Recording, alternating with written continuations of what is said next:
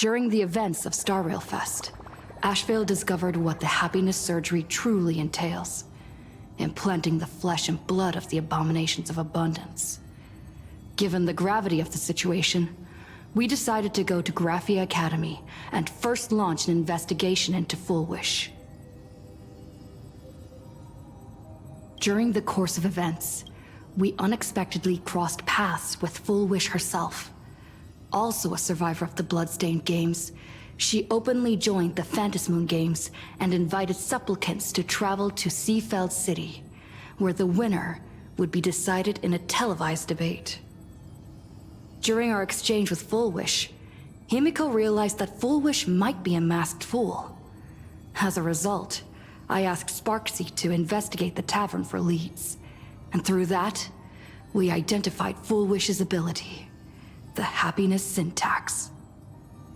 Evanesia and Yaoguang established a cooperation agreement. After Evanesia's attempt to assess Fulwish in her capacity as the arbitrator failed, they encountered Blade and his group and learned that the flesh implanted in the happiness surgery originated from Shuhu, an emanator of abundance. Himiko and I went to the TV station to take part in the debate and met up with Sunday and Asheville, who had arrived ahead of us. However, the debate turned out to be a carefully orchestrated trap. In full view of the public, all those who had undergone the surgery transformed into terrifying monsters. And Fulwish framed both the IPC and the Astral Express as the masterminds behind it all. When the disaster erupted, Evanesia willingly violated a forbidden taboo and revealed the real purpose of the Phantasmoon Games: to suppress the terrifying entity slumbering within plain Arcadia. Through this act, she unlocked the original power of the ambrosial arbor within herself and intervened in the unfolding situation. At the same time, Silverwolf, entrusted by Pearl, set out to investigate the anomalous signal responsible for the monster's emergence, only to be obstructed by Mr. Meanie. As the force backing Fulwish, he wields tremendous power, powerful enough to interfere with the Stellaron Hunter's script. Meanwhile, Fulwish continued to livestream our movements in the TV tower, distorting the truth by every possible means. Drawing upon the wish power of 200,000 victims, she manifested the Meanie Phantasmoon in an attempt to defeat us individually. Thankfully, Silverwolf regained the power of the Ether cartridge, level 999, and dealt with it before it was too late. After overcoming every obstacle in our path, we reached the top of the TV tower and confronted Fulwish head-on. Drawing on the people's wish power, she briefly held the upper hand. Ultimately, I used the Stellaron within me to bear that wish power, thereby stepping onto the path of elation and defeating her once and for all. Even so, those who had undergone the surgery did not recover. At Blade's proposal, everyone joined forces to concentrate all of Shuhu's flesh within his body, freeing the victims from the influence of the happiness surgery. Just when I thought the crisis was over, Evanesia requested that I warn the creator of the world in canvas. According to her, Assad Pramod, the Lord Ravager who once attempted to eliminate plain Arcadia, has returned again.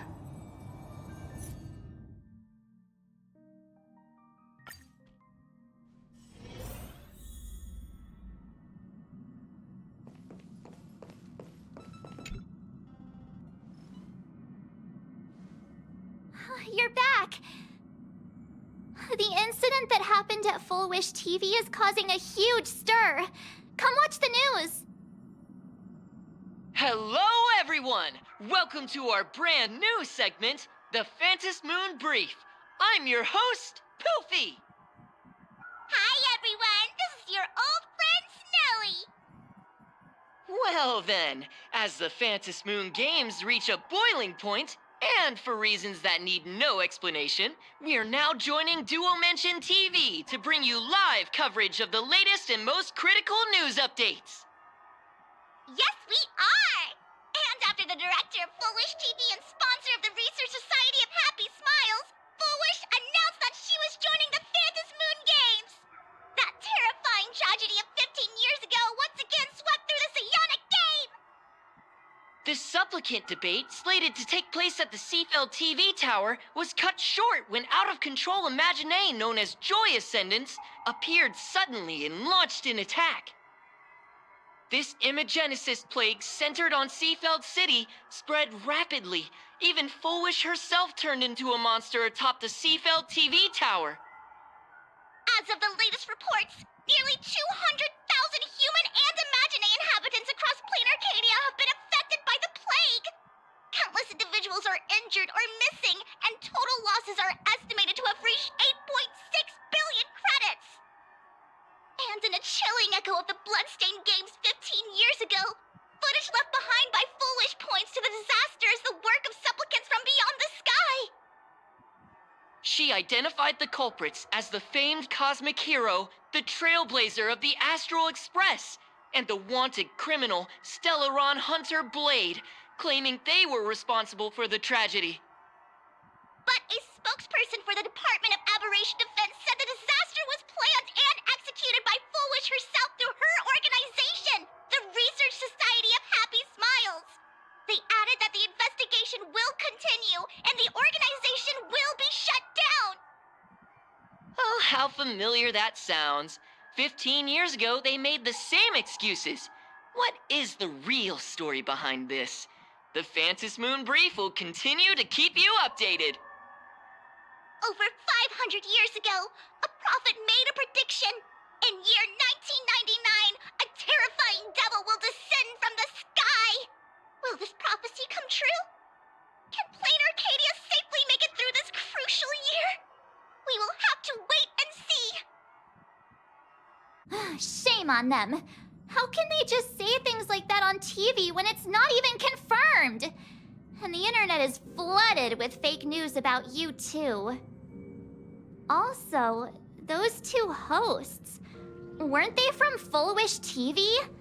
They were spreading nasty stories about you on the news before. And now look, they've immediately jumped ship after what happened to Fulwish.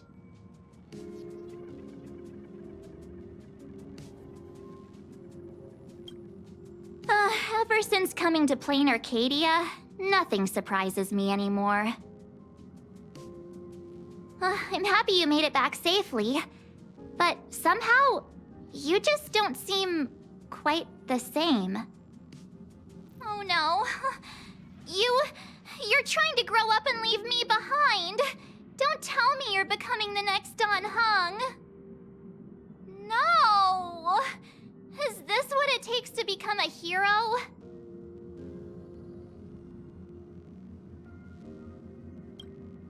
If you're all grown up and serious, we just can't click like we used to anymore. Oh, right. Tell me about what happened at the TV tower. I've heard Don Hung and Sunday's side of the story, but I haven't heard yours yet.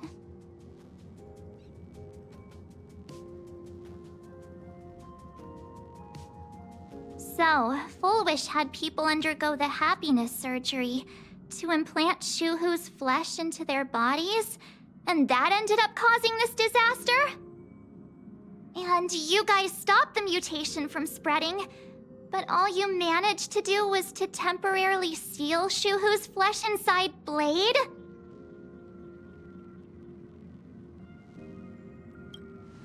And then you mentioned that Nessia, the one we met at Star Rail Fest, is actually the Phantom Moon Games arbitrator?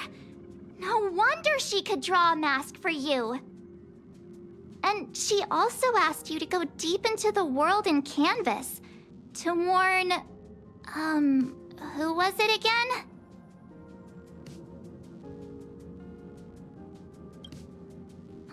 Who is that? Yes, Graphia, Himiko's ancestor. She's an artist from 1,000 years ago. Himiko's ancestor? She's still alive? Wait, that's not even the most important part. Nessia asked you to warn Graphia that the Lord Ravager, Asat Pramod is back? Oh, why does the Express have such bad luck? By this point, whenever we go on vacation, I'm always ready to deal with random problems. But running into another Lord Ravager while on vacation? This is way over the line. A Lord Ravager, Evanesia's request, Shuhu's flesh and Blade's body, and the unfinished Phantasmoon games. Suddenly, there are so many things to deal with. It feels like we're juggling a bunch of eggs all at once. One slip, and it's all gonna go splat. Are you okay?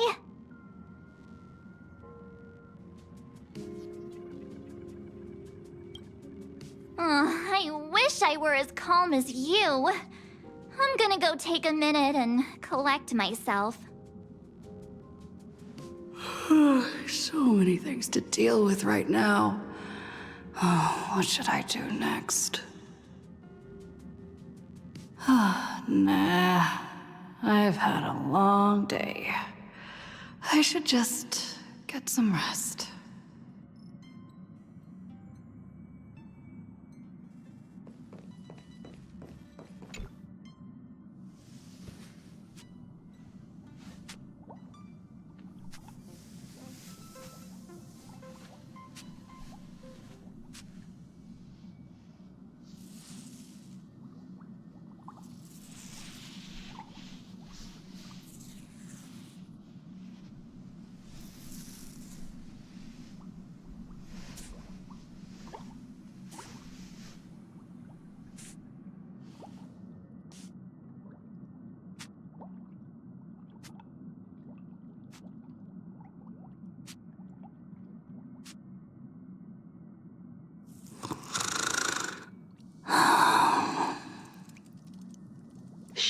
Welt, she's tired. Let her sleep.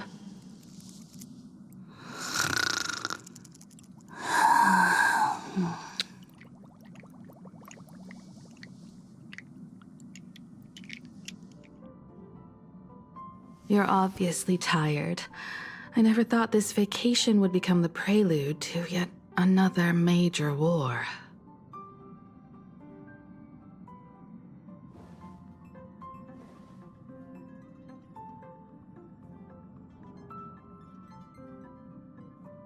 From our very first steps, trouble has always followed the Nameless. But this is way too much. Look at you now. It takes me back to when I first got the Express running again. Aside from Pom-Pom, I was the only crew member on board, constantly stretched thin and feeling out of my depth. All I could do was note every problem in the navigation log, one by one. A world's coordinates that needed an update.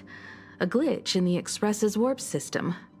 The notes were as dense as the coordinates on the astral charts, leaving me completely overwhelmed. Back then, I never imagined the Astral Express would one day have to face a Lord Ravager. But strangely, now that the time has come again, I'm not panicking at all. Come to think of it, it's because of you. Because of all of you. Along the way, we have defeated 2 Lord Ravagers. The Nameless who guided me before I set out once told me, "Keep moving forward, and the obstacles that once felt impossible to conquer will soon be behind you. And along the way, you'll find companions who are just like you." I've seen you grow through the Phantasmoon games, becoming someone others can trust and lean on. And I heard the declaration you made atop the tower. I'm truly proud of you. That's why I want to share a story from the past with you. A promise from 15 years ago.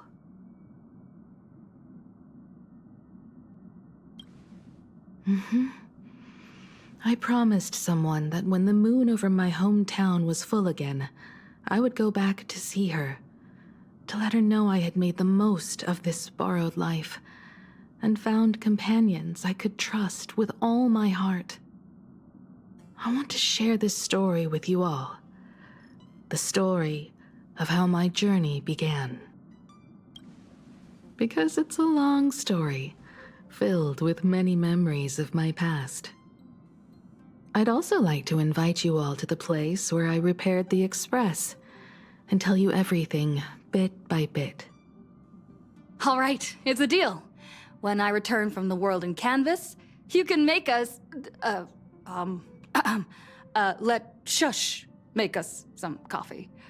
Then we'll settle in and listen to your story. Speaking of the world in canvas, March told me about what Evanescia said to you. Evanessia's request was not made lightly, and she was worried for a reason. Silverwolf saw that Lord Ravager in action too.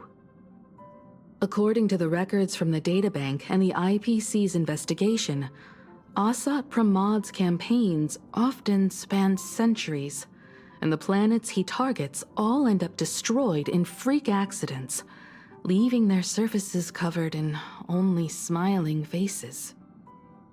1,000 years ago, my ancestor Graphia created the world in canvas. If that was to resist Asat Pramad's invasion of Ahatopia, then could this disaster unleashed through the Phantasmoon games be the prelude to his next invasion?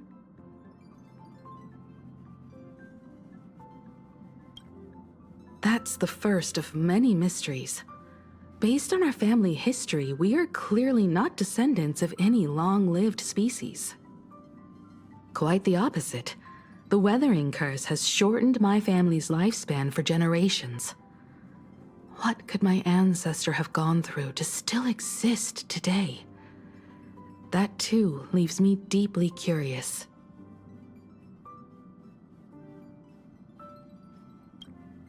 There are far too many legends about her. It's hard to tell what's true and what's not. Only two things are beyond doubt. First, during the Cinderth Age, she created countless Imaginae and sent them into battle against the demon legions from beyond. Second, near the end of one of the Phantasmoon games, she created the world in canvas to shelter inside it what was left of civilization and life. Which means she is not only familiar with Asat Pramad, but has also witnessed the manifestation of the Eon of Elation.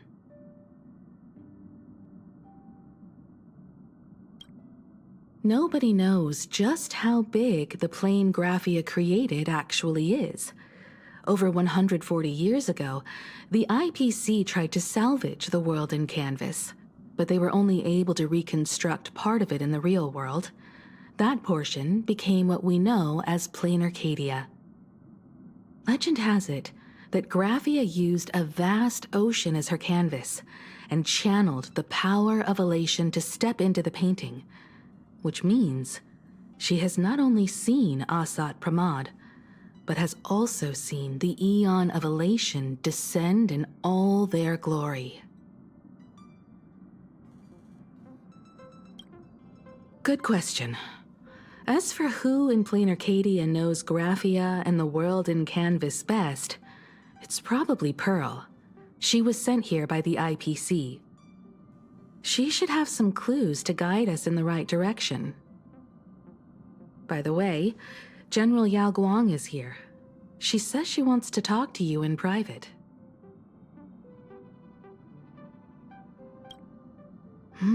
I'm not sure if she comes with good news or bad news. She brought a little gift from the Cienjo, though. Mung bean soda. Go talk to General Yao Guang, then. Don't keep her waiting. After that, come to the party car and fill us in on your next move.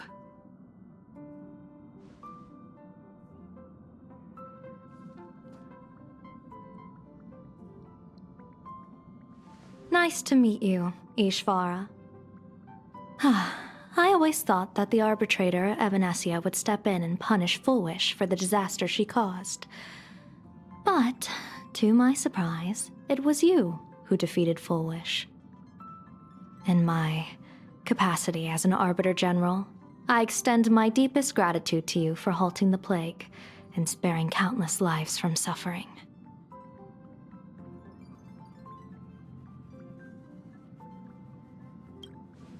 What I am about to tell you is something Evanessia risked breaking the rules to share with me. Please keep it a secret. Not a word of this leaves the Express. Sealed within Ahatopia's core is Ouroboros, the Veracity.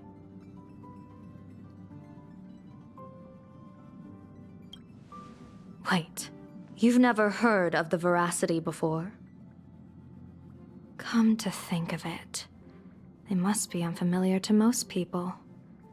They were supposed to be recorded in the list of arch-enemies as an author of calamity. They are an ancient god of desire and consumption, an eon that evolved from a leviathan. But they disappeared so long ago that the Cienjo Alliance never witnessed any of their deeds, and they were never recognized as an author of calamity. Well, they need no such title anyway. Beast of Calamity, Star Devourer, Void Maw. Just hearing these names, one can imagine what kind of monstrosity they were. A vast, writhing form whose slightest movement could crush entire planets, before swallowing what remained into an insatiable abyss. Rumor has it, they were last seen during the era of the Swarm disaster. They were hardly there to aid the Swarm, but rather to attend a cosmic-level feast, in which the Swarm served merely as appetizers, and the planets they passed were devoured as the main course. No one expected them to be here of all places, sealed away on this very planet, after vanishing for years.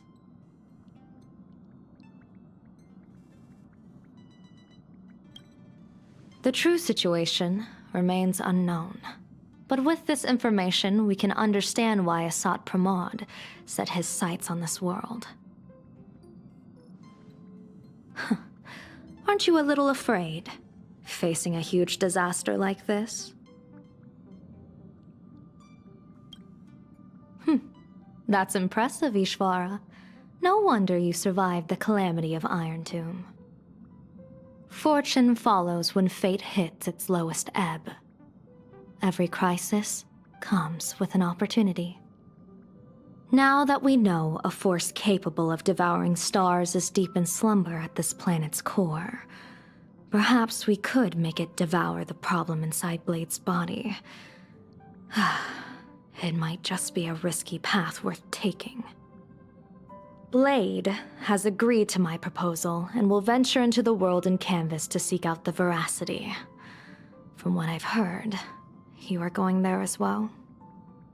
I cast a divination, and the hexagram shifted between the marsh and fire trigrams, yielding the judgment. Heaven and earth are separate and apart, but the work which they do is the same.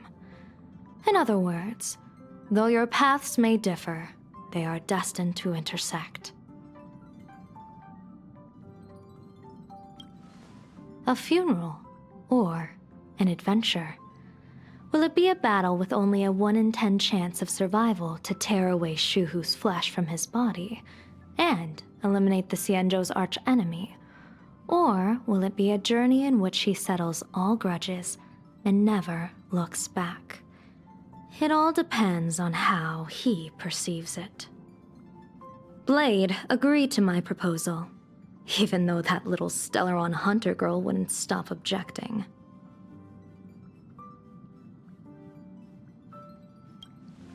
Betting? No, I don't see it that way. We are not chips laid on a gaming table, nor dice tossed at someone's whim. We trust in people, in ourselves, and in those beside us, knowing they can change the course of even the most desperate battle. That belief is what gave you the strength to overcome Fulwish. It is also the only reason I stay for this world. My purpose has never changed. I am going to draw the elation into my divination, and overturn a fate marked for great woe. I have a plan for how to handle Asat Pramod if he strikes unexpectedly, but I still need more hands to make it work.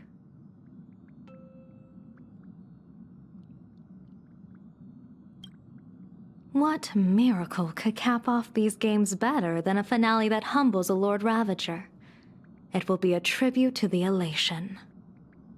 The shadow of the Lord Ravager looms, and from here on, everyone must carry their part of the burden. I will take my leave first. Before I set out, I still want to say a few words to everyone.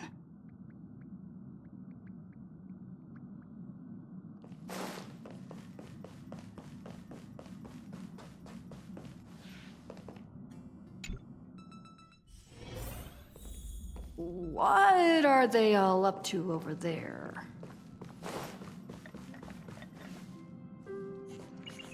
Oh, there you are. We were waiting for you.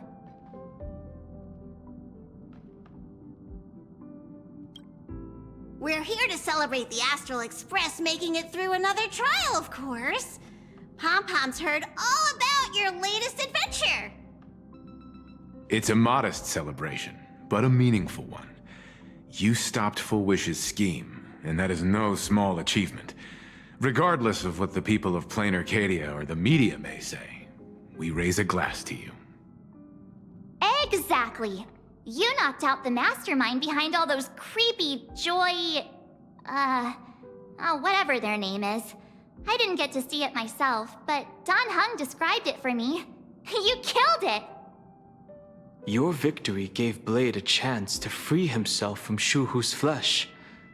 Thank you. With a Lord Ravager looming on the horizon, everyone will soon be heading off on their own missions. Before that, it felt right to have a small gathering like this. Now, let's make a toast. Here's to everyone who fights to protect this Arcadia. And here's to all of us. The Lord Ravager can throw whatever he wants at us, but I know the Astral Express will keep streaking across the stars. Thank you. All of you. Having you by my side is what gives me the courage to face the future. I'll carry this strength with me through the rest of this journey. Cheers!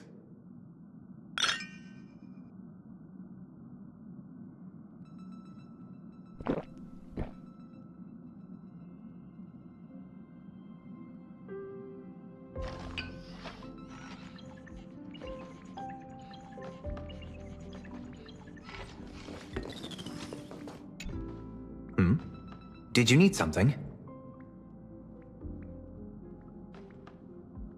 I need a break. I felt worn out ever since coming back from Seafeld TV Tower.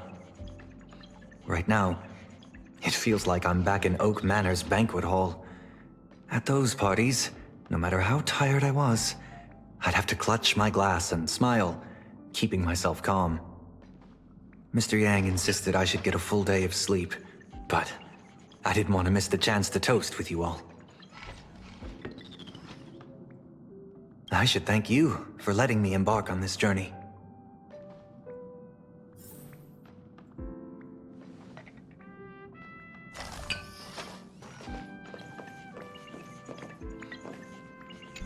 I heard from Sunday about how the televised debate went. We won this battle because of you.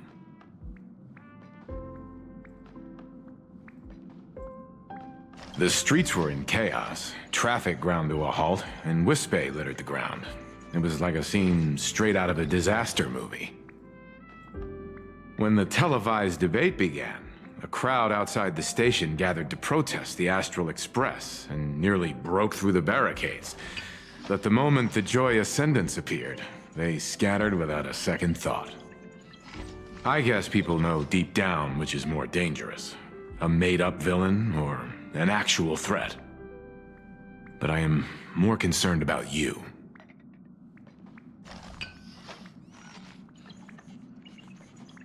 I've seen the footage of your fight with Fulwish. When you returned to the top of the tower, an enormous surge of power seemed to erupt from you.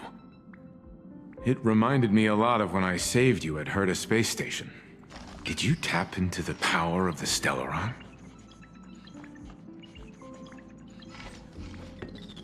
The Stellaron can be awakened by a wish, but its immense power always has a way of warping reality.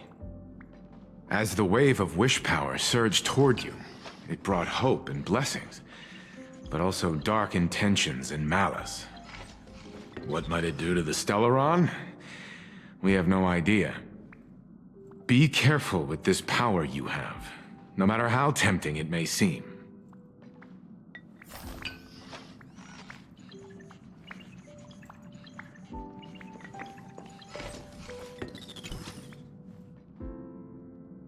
Oh, it's you! Pom-Pom heard you've got a solo mission coming up. Be safe, will you? Sadly, Pom-Pom can't remember most of what happened right after the Express crashed onto this world. Pom-Pom's memory of those years is like a fogged-up Express window. No matter how hard Pom-Pom tries, Pom-Pom just can't wipe it clean. But it's okay. After passenger Himiko repaired the Express, Pom-Pom got to share a one-of-a-kind journey with all of you.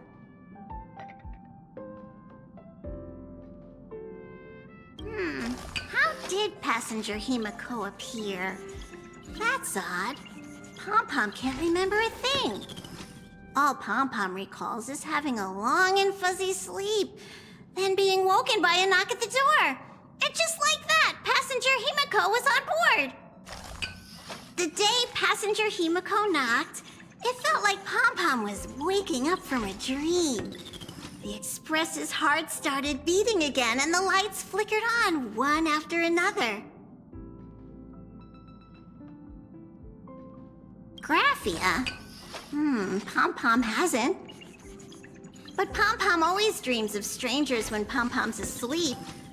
They seem to be bustling around the Express, and there are soft clinking and clanking sounds, just like the sound of stars twinkling. But every time Pom-Pom wakes up, their faces slip away. Pom-Pom is only left with a warm and comforting feeling, knowing someone had taken good care of Pom-Pom. Safe trip! Pom-Pom will take good care of the Express while you're away.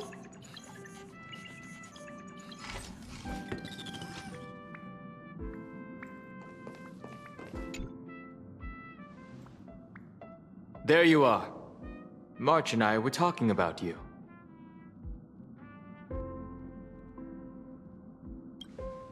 You, me, and March. The three of us. Exactly. The power trio of this Express. This trip to Plain Arcadia is the first time we weren't necessarily working together toward a common goal. You dove into the Phantom Moon games. I crossed paths with that relentless old friend and foe again. As for March, well, she spent her time wandering and eating. Her perfect little vacation. Wait, hold up. How come all I get is wandering and eating? I grabbed plenty of comics as well. I call it cultural exploration. With a little extra time for me to recharge, of course. Right? Now that we're having this little break, it hit me that I might have neglected you and March.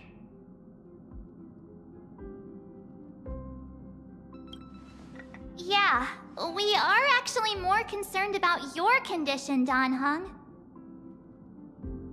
Blade has accepted General Yao Guang's proposal. Perhaps he has finally moved on from past grudges and that abundance curse, and is now ready to do something for himself. It's going to be a path fraught with danger, so I had hoped to accompany him for a bit longer, but he refused. From now on, I will turn my attention to this world.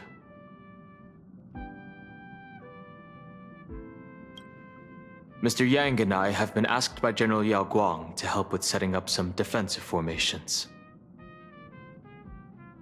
I've got work to do too. Mr. Ashvale wanted someone to accompany him to the tavern to investigate clues about Asat Pramod. Yours truly figured she'd been resting long enough, and it was time to stretch her legs. So I volunteered.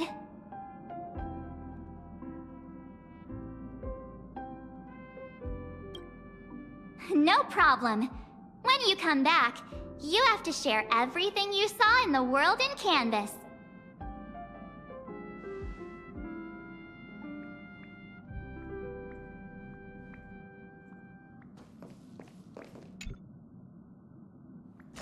Just in time. I've talked to Madame Pearl. She will handle all the arrangements for your passage, so you can enter the world in Canvas to find my ancestor Graphia.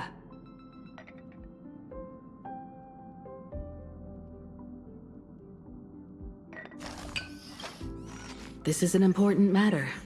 Furthermore, your journey gives her the chance to uncover something she's been yearning to understand for years. The secret to Graphia's art of imagenesis. Once you've fully rested, you may make your way to the dock in Seafeld City. Madame Pearl has a special ship waiting for you there. It will take you to the border between this world and the world in Canvas, a place known as Inkford Hermitage. That's your final stop before entering the world in Canvas, a place to gather your supplies and rest up before you set out on the journey ahead. I know you'll have to go alone this time, but I don't think it'll be dangerous. After all, that realm was created by Graphia, my ancestor. The thought of it makes me feel calm, in a strange but comforting way. If you get to meet her, please give her my regards.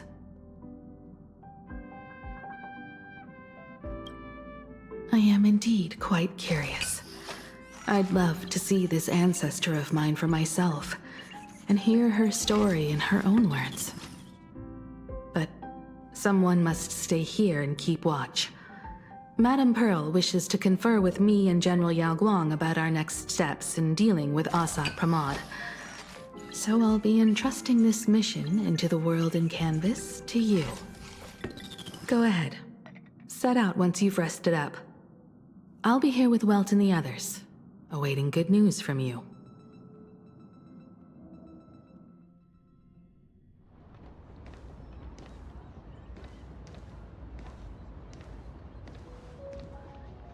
In other words, that woman wants you to take Shuhu and jump straight into the Veracity and leave the rest to the Eon's stomach acid?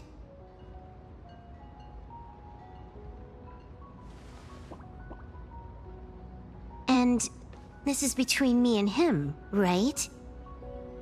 Why are you tagging along? Relax. I'll say my goodbyes and be gone. A dignified funeral, If you ask me, this ending is indeed grand enough. I don't care about any of that. There's only one thing I care about. Does he have to die? Here's a piece of advice, little cub. Whether he lives or dies is his choice. That's the one thing you don't get to decide for him.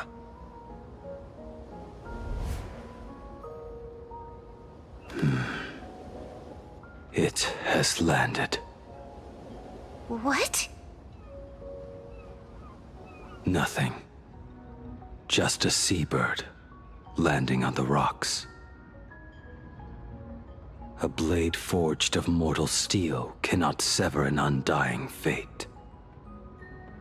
If Shuhu is to be put down, the options are few, and that Leviathan is one of them.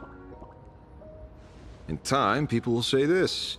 The culprit of the Juming gave his life for the greater good, and plunged into the abyss alongside The abomination.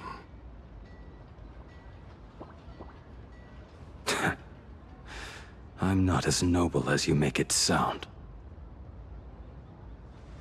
Many years ago, you invited me to join the Galaxy Rangers. I refused for one reason.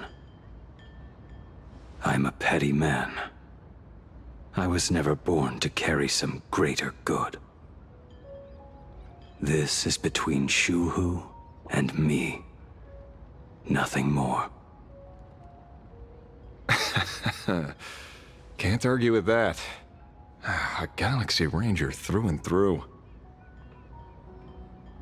Well then. I won't say anything more. Blade, you sure about this?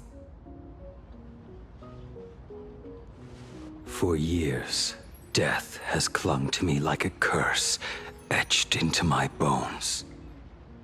If there is a chance to make a god feel the same pain, I would do it, even if this body is reduced to ash. As for everyone else, there's no need to drag them into this. We'll proceed as Yao Guang proposed. Bury Shuhu at the end of the world in canvas, taking me with him, and let the veracity dissolve us both.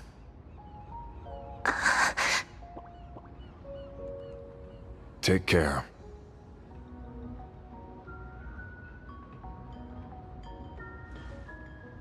How about you stay as well? You might as well see it through to the end with us. Plain Arcadia has bigger problems that need my attention. Your instincts were right. That meanie pulling strings from the shadows is none other than a Sat Pramod. Who else would want to kick a Ha's head like a ball? So, I need to get back and finish my job. Investigating a Lord Ravager sounds like a job you don't come back from. Therefore, it also pays very well. Then here's hoping you live long enough to collect your payment.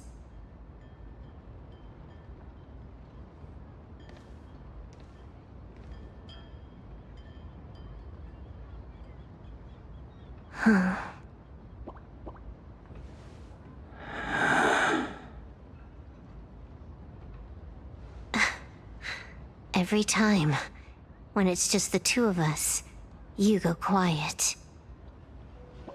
You know what I'm going to say. The seabird's flown off.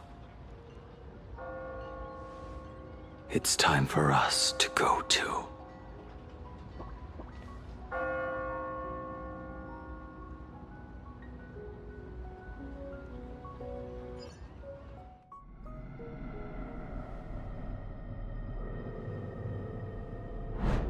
The terror slumbering at the heart of plain Arcadia is...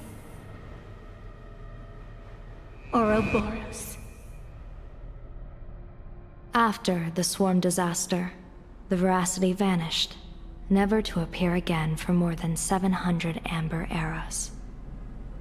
Their last rumored sighting was 500 years ago. History fictionologists claim that Ouroboros lies in wait at the edge of the cosmos, guarded by their children, awaiting the day of their return. I've heard that story before, but it wasn't about the edge of the cosmos. It was Pier Point. They say that the preservation is nothing more than a facade, and the IPC is, in truth, a cult devoted to the veracity. Organic life has quite the imagination. They've said other things, too. That Louis Fleming seeks to ascend as the Eon of Wealth. That the Council of Mundanites are mere hounds of Dr. Primitive. That the Marketing Development Department colludes with the destruction, turning a blind eye to the spread of Stellarons. Such rumors are endless. I believe the General should be able to tell which are true and which are not. I've never heard the last one, so let's assume it's the only one that's true.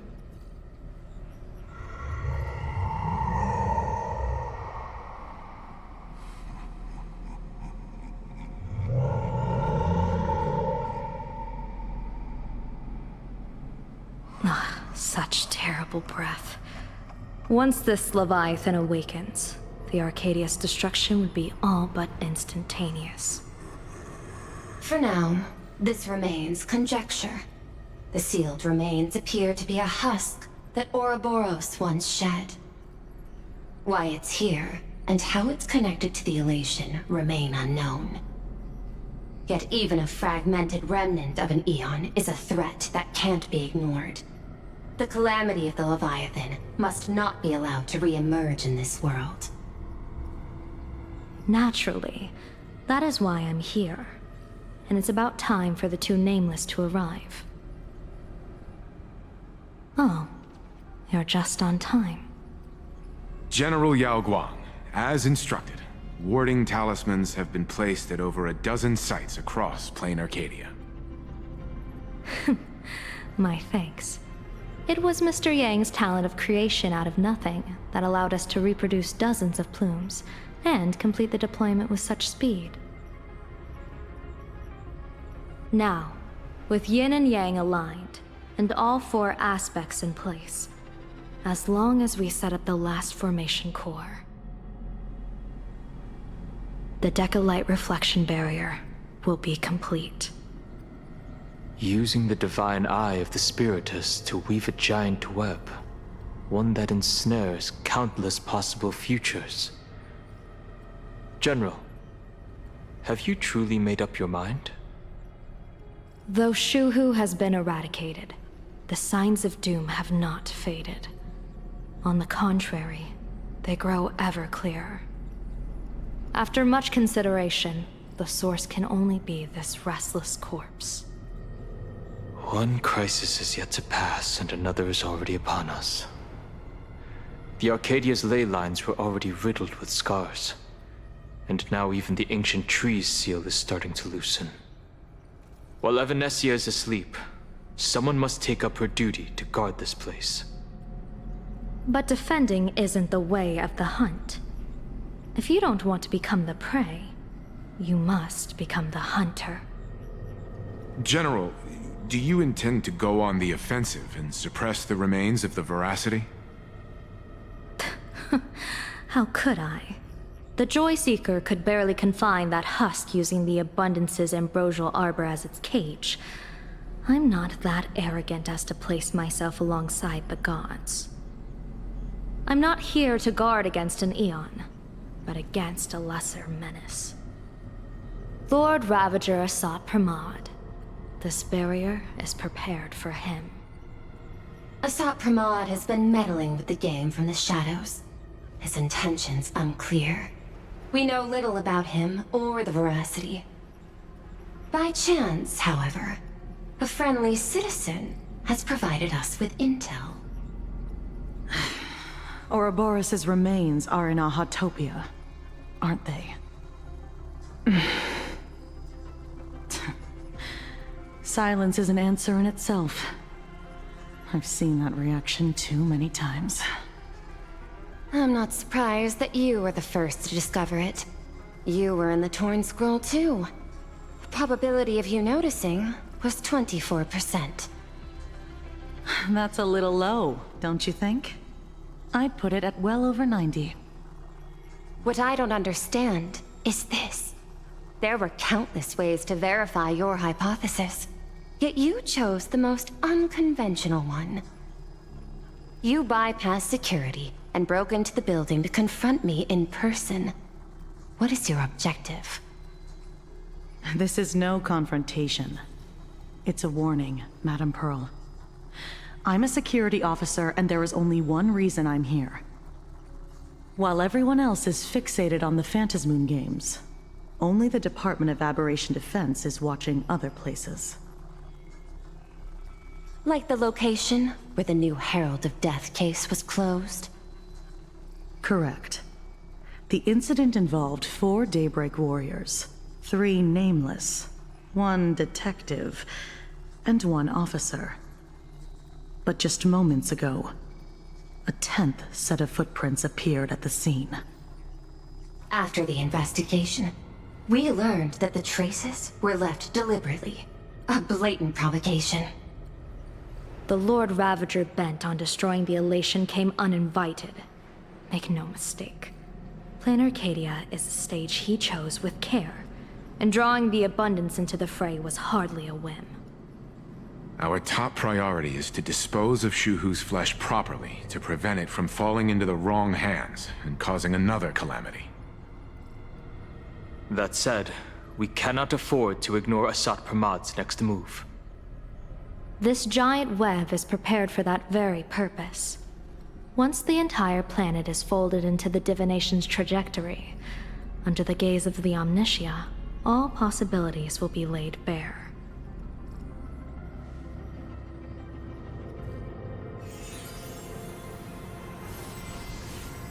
When that time comes, he won't wish to leave any footprints behind.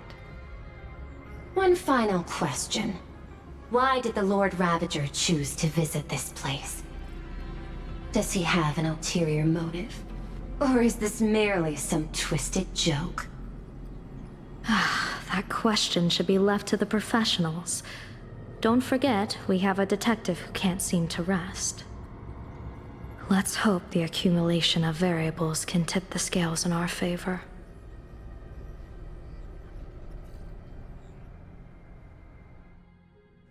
And so, the people set out, and the gondola, bound for distant lands, set sail.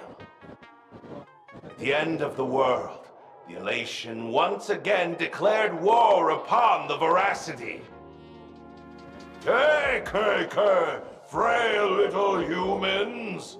Ouroboros split their mouth wide open!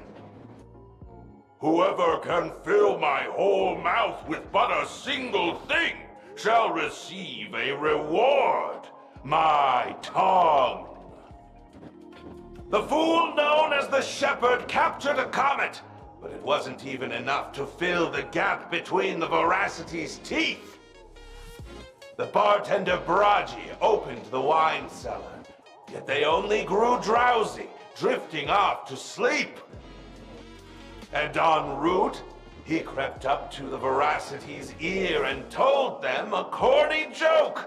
The Veracity pondered it for 10 amber eras, then burst into laughter at their own amusement. En route spread his hands and said, "See? I filled your mouth with laughter." Then what happened? Then the Veracity said, "Are you kidding me?" And with that, they opened their gaping maw and tore en route to pieces. What kind of nonsense is that? Those are the facts, my inquisitive auditor. If you want to hear more stories, you're welcome to discuss with your classmates.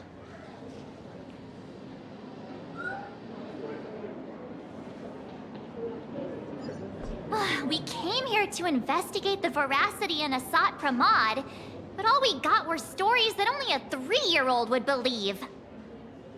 Rumors don't just appear out of thin air. It's just a matter of how much truth you think they hold.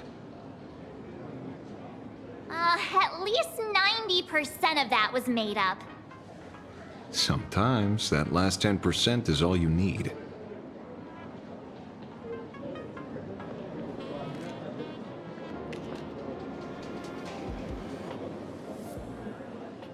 Oh, plenty of bystanders around. Let's hear what they have to say.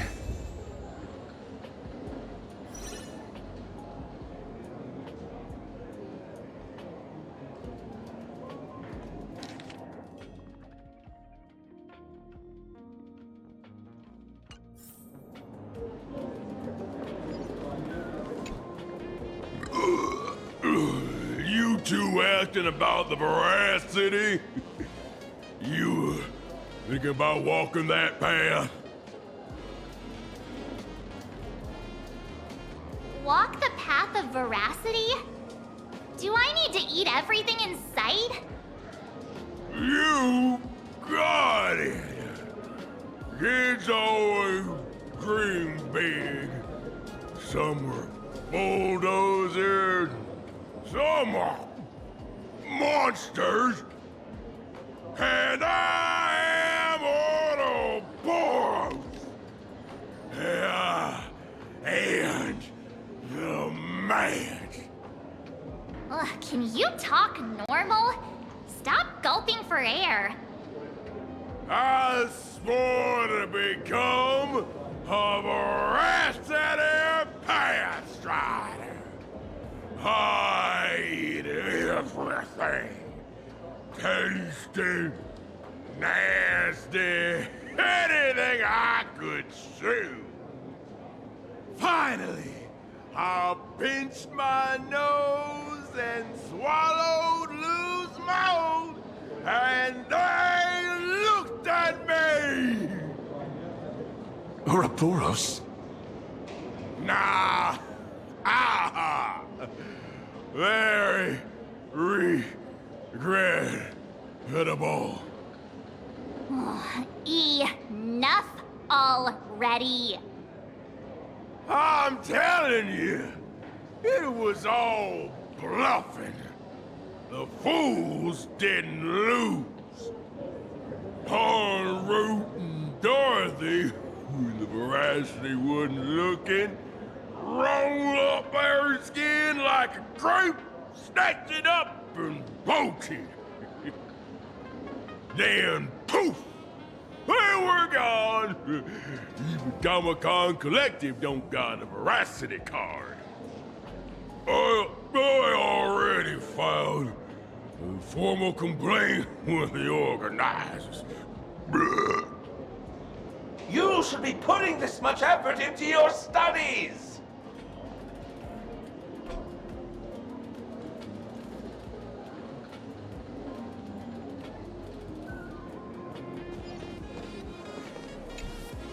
They say a dull pen beats a sharp memory. My memory's dull, and my pen's not much better.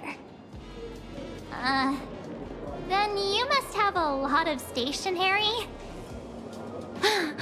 A kindred spirit. Miss, it seems you're one of us as well. I've met far too many fools who can't even read.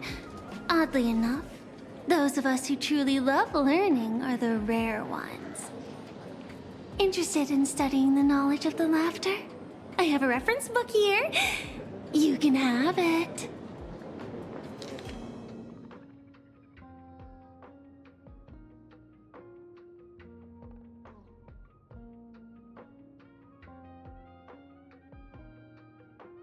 This feels completely made up. But, thanks anyway. Oh, please. Thank the seniors. To compile this book, they offended every Eon they possibly could, and narrowly escaped death at the hands of each and every one of them. As for me, I'm just the one who keeps the books circulating. Hey, friends! How was your first day of school? Sparksy's here to pick you up after class. Where were you just now? You opened the door for us and just disappeared. Don't tell me you're up to something again. Oh, still doubting me? You're breaking Sparkskull's heart here. That whole Fulwish thing. I took on every emoji in the tavern by myself, fought them all the way to the end of the world, and even wore my mask down to nothing! But honestly, this place runs on rumors. Aha is being chased by the veracity. Aha chases the veracity. We won't get anywhere following stories like this. Let's go through what we know so far.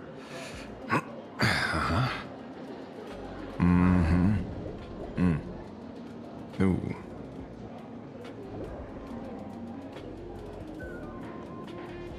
Yeah, it's a complete mess. So, after a bit of thought, Lady Sparksy came up with a brilliant idea. I borrowed a nifty little gadget from a friend. The Unreal Sparks and Spark! No idea how it works, but apparently this light bulb makes you smarter the moment you put it on. Does this friend know you borrowed it? Supramod has a gun to our heads, and this is what you're worried about? He'll find out one day. Well then, I'll go first. It, doesn't look very reliable. Are you sure about this? No worries. If anything goes wrong, the friend in my head will protect me.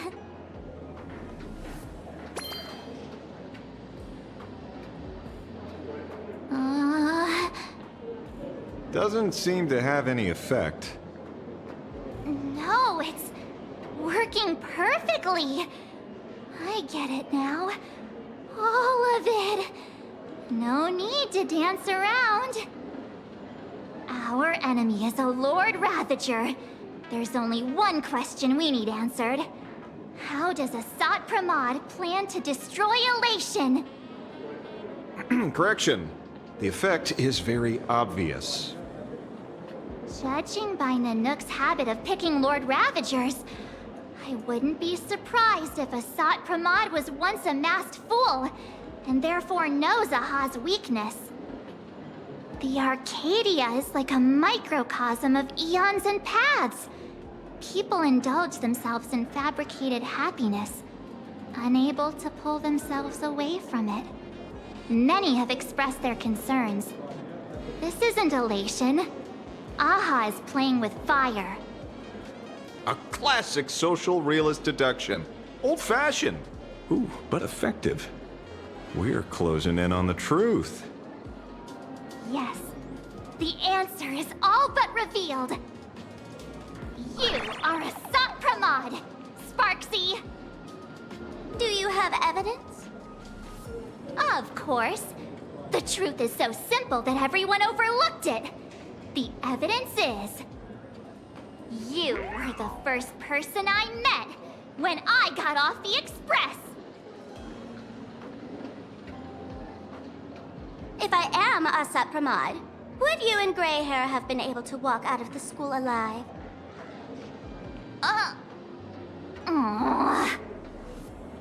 Yeah, fair point. Just take that thing off already. That's weird. I thought I was on the right track. Let me give you a lesson. Deduction isn't about people skills. It's about smart tricks and flawless logic.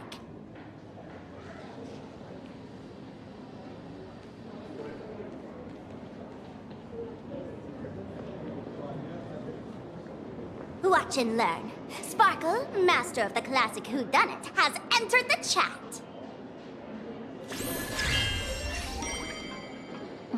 You changed your clothes just for this? First of all, Ouroboros likes to eat. Secondly, whatever they eat disappears completely. Therefore, veracity is also a form of destruction. This is the classic mystery of one culprit, two identities. The one trying to kill Elation is... the Lord Ravager, Asat Pramod, played by the Veracity! What am I even saying? Classic whodunit. This is more like a classic Who's the Dummy. Ah, I get it now. All this thing does is make wild guesses sound reasonable. So far, that's the most accurate piece of information we've gotten. No need to be so serious, Detective. Why don't you show us what you've got? By the way, what type of detective are you? Me? I'm the tough guy type. I don't waste time on useless details. I aim straight at the heart of the problem. You're not wrong. Asat Pramod is Nanook's weapon to assassinate Aha. Whatever his plan may be, the target doesn't change. Remember, as far as humanity knows, there are only 3 ways an Eon can fall. A broader path engulfs a narrower one. Divine warfare between eons, and the third one. What was it again? Forcing an Eon to turn away from their own path.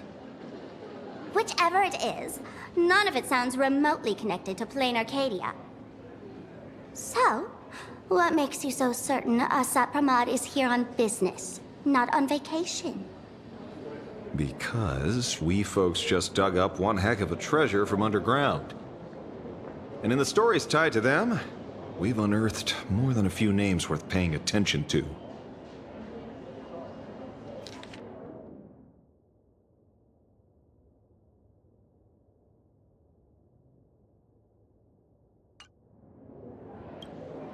An old pal who can't stop lying.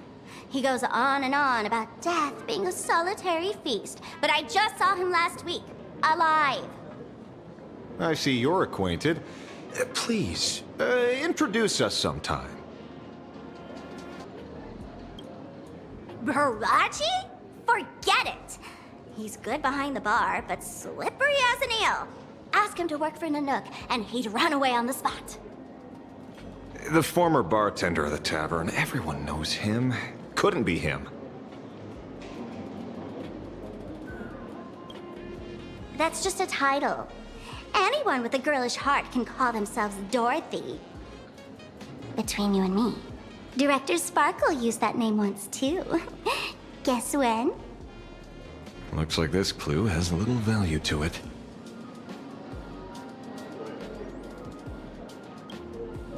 Him? He caused trouble in Gotham City a few days ago. Pearl threw him into prison. I know. I was the one who caught him.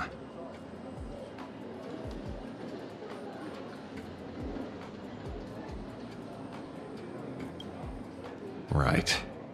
He's the one I can't stop thinking about. The stories change every time, but they all circle back to the same logic. En route, defeated the Veracity by some means. You're right. Then who is this en route? Do you know him? En route. Of course she does! Everyone in the tavern knows that name. Long ago, its owner grew tired of jokes, cast aside his mask, and walked away. Some say he became a mourning actor. Others say he jumped into IX's black hole. But none of that matters. What truly matters is that you have my unreal Sparks and Spark. I knew it. Give it back, give it back! That's a big order my client wants immediately. What do you mean, give it back? It just wandered off, and I happened to find it on the way, so I brought it home. You want it? Here, take it now. Absolutely not! Wait, right now? This doesn't sound like you at all. No. If it's a no, it's a no. Guess I'll keep it. Bye-bye.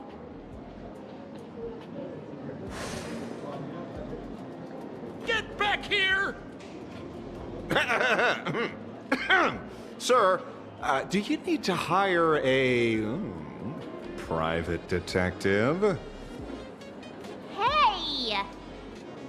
Can you catch her for me? Of course. I'll have that thing returned to you safe and sound in half a day. But, in exchange, I'd like you to elaborate a bit more on what you were saying. Oh, so that's why you're here. No, old Sempo's intel isn't cheap. Waiving the fee won't quite cut it, will it? Name your price. Put it on Pearl's tab. Ha! Just kidding. Money talks boring. Besides, The Astral Express and I go way back. Oh, and I wouldn't scam you two. The en route you're looking for lives up to the name. There's nowhere he can't reach, only places he hasn't been yet. He's the gold standard of the masked fools. He only shows up where he's least welcome. A morning actor's stage, a friend's wedding, even inside the Veracity's mouth. All for the sake of a good laugh. Oh. That lines up. Sounds like the origin of the legend. So, he's a friend of yours? Not a chance! Back when old Sempo was still a kid, en route was already a name in the history books. He left the tavern during the Second Prosperity. They say after hearing 30 trillion jokes, he never laughed again. Before he left, en route said one thing that, at the time, no one cared about. Elation has been dead for a long time. Where did he go after he left the tavern? The tavern has 10,000 mouths, all telling different stories. All I know is this. He said he was headed for the true world's end, and then he vanished without a trace. How do you know all this? Oh, I've been around long enough to have my own channels. Just trust old Sempo. And about catching Sparksy? Leave it to me. I keep my word.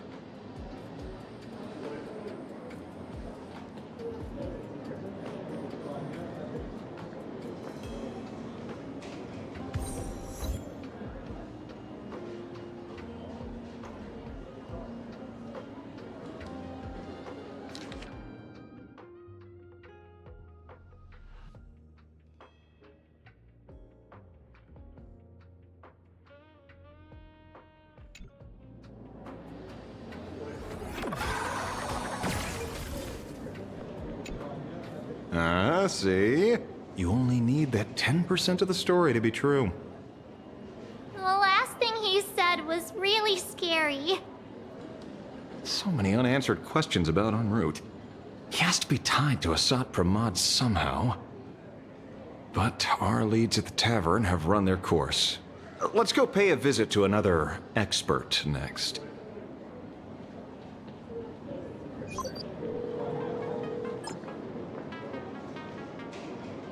Oh, speak of the devil. Only a Cianjo general could have arranged something like this, I suppose. I'm surprised as well.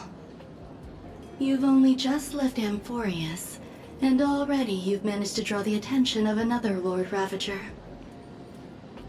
Miss Ron May? And Miss Ting Yoon? We're here by General Yao Guang's request. It seems we arrived just in time. At first, I only came because the Shenzhou extended an invitation, and it seemed impolite to refuse. Now that I'm here, I see it was well worth the trip. So, let me get to the point. Ouroboros has long been dead. Their death was merely buried beneath layers of secrecy. Hardly surprising. They disappeared after the swarm disaster, and there are many different opinions on where they went. The Intelligentsia Guild claims the Veracity ate their fill and entered hibernation. I don't buy it. Those scholars are fond of post-meal naps themselves, likely just projecting their own habits. You seem surprisingly calm, which makes sense. After all, the shadow in your right hand is evidence as well. Why don't you tell everyone what happened to the Galaxy Rangers back on Von Walk? Von Walk? Sprightly Von Walk. I've heard there's a particular phenomenon that occurs on that rainforest planet. Plants multiply and grow and are then harvested like wild grass. A cycle repeating every few decades. almost identical to the Phantom Moon games. But how are the two connected? When you hear plants and growth, shouldn't that make you think of abundance? Huh. Wait. It seems you figured it out. By coincidence, abundance is another thing the two worlds have in common. When coincidences pile up, they cease to be coincidences, Mr. Ashvale. No. Leader of the Rangers, Mr. La Mancha. Perhaps you could explain this to our nameless friend? Back on Van Walk, I'd already long since stopped being a ranger. Your conjecture is basically correct, Miss Ron May. You're not the only genius to take life as a subject of study. By the time I arrived, the atavistic experiment was already approaching its final phase. Dr. Primitive had set his sights on an ancient leviathan. Beneath Von Walk's surface, there also lay the remains of the Veracity. You stopped him. The Rangers stopped him. Back then, Mr. N was still human. Now, deep beneath Ahatopia, another corpse of the Leviathan lies buried. If I'm not mistaken, there are countless other worlds carrying out the same ritual. Aha sealed Ouroboros' body among the stars, suppressed it with abundance, siphoned the power of the Path of Veracity, and called it a game. This is what people call the Phantom Moon games. Uh-huh. Why would they do such a thing? You may remember, the Express once delivered a Leviathan's carcass to me. That wasn't the only one in my collection. By arranging remains from different eras in sequence, I discovered something rather intriguing. At a certain moment over 1,000 Amber eras ago, just as Akivili began traveling in pursuit of their ideal, all creations of the Veracity lost the same organ, their taste buds. What does that imply? The purpose of consumption changed. Be they spawns, depth crawlers, or void song whales, their genetic markers encoding gustatory organs vanished entirely. Creatures walking the path of Veracity became nothing more than biological black holes, consuming without discrimination. This was not natural evolution. Through the simulated universe, I identified the point of divergence in history. A concept had disappeared from the path of Veracity. Consider this. What do taste buds provide? Yummy flavors? Precisely. Savoring something's aftertaste is an act of elation. So Aha stole the original primum mobile of the Veracity? The simulated universe proves nothing on its own, but the primal desires of life have always been entangled.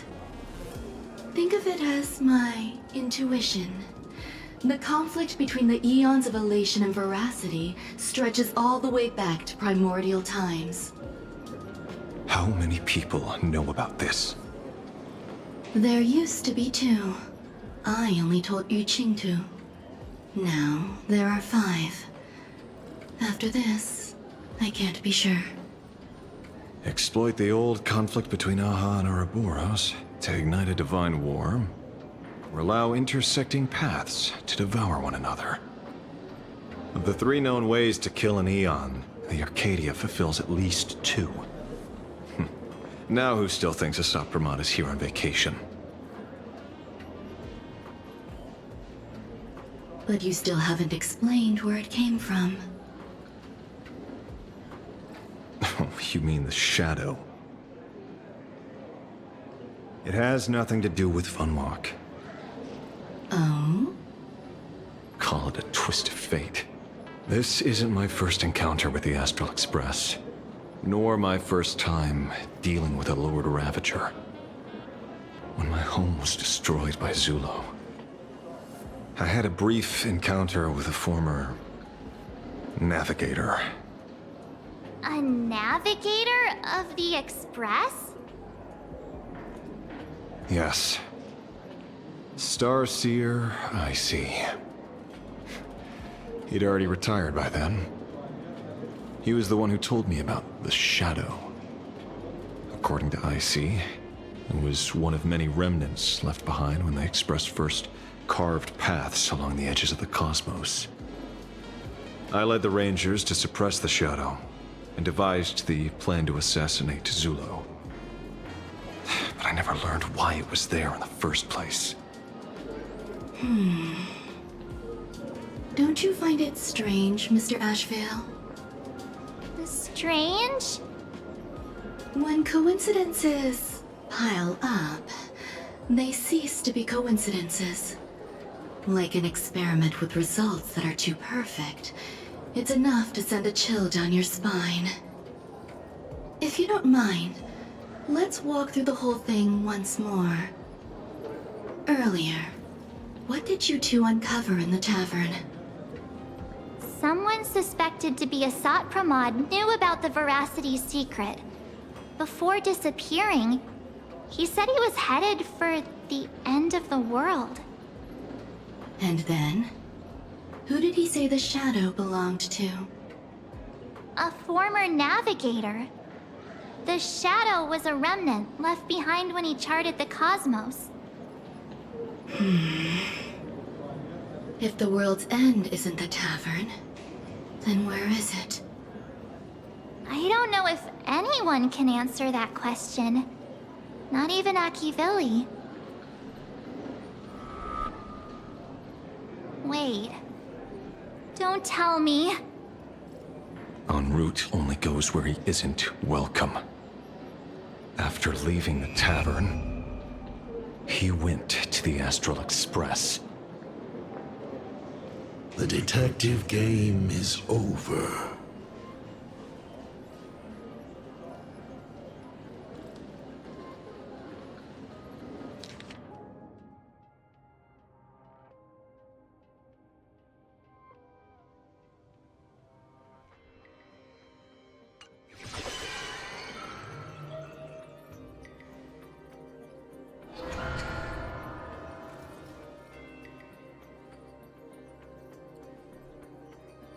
I have to say, not many people can make me change my plans. Whether in the past or present, you've always been one of them.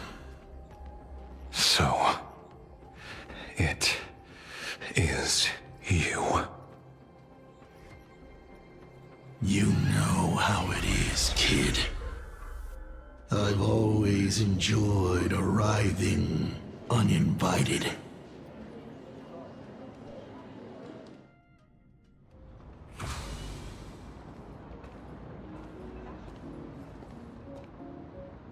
Pearl said she would arrange a ferry to pick us up at the Seafeld City dock. The place we're going to holds clues about Graphia. Really? Ticket before boarding and be a model passenger. We wish you a pleasant journey. Attention passengers, welcome to the Seaside Line. The current stop is...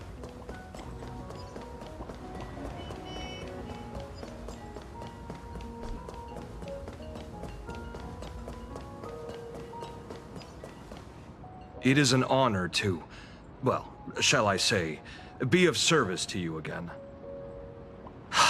To be honest, when Madame Pearl invited you to visit the Perlux Tower, I was supposed to be your guide. I ended up being replaced by a total fraud. My name is Feld. By order of Madame Pearl, I will be escorting you to your destination. You are too kind. I followed the battle in Seafeld City very closely. Serving a hero such as yourself is a true privilege. I assume Madame Pearl has already briefed you on our destination?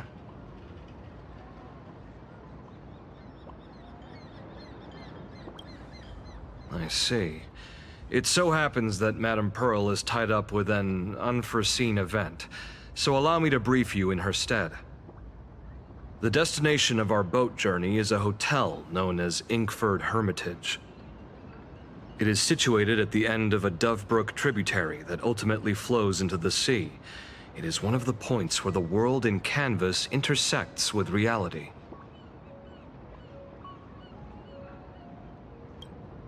Well, Graffia's former residence was located there. Legend says the miraculous encanvassing of the mortal world happened there. Would Madame Pearl, a die-hard fan, pass up a sacred site like that?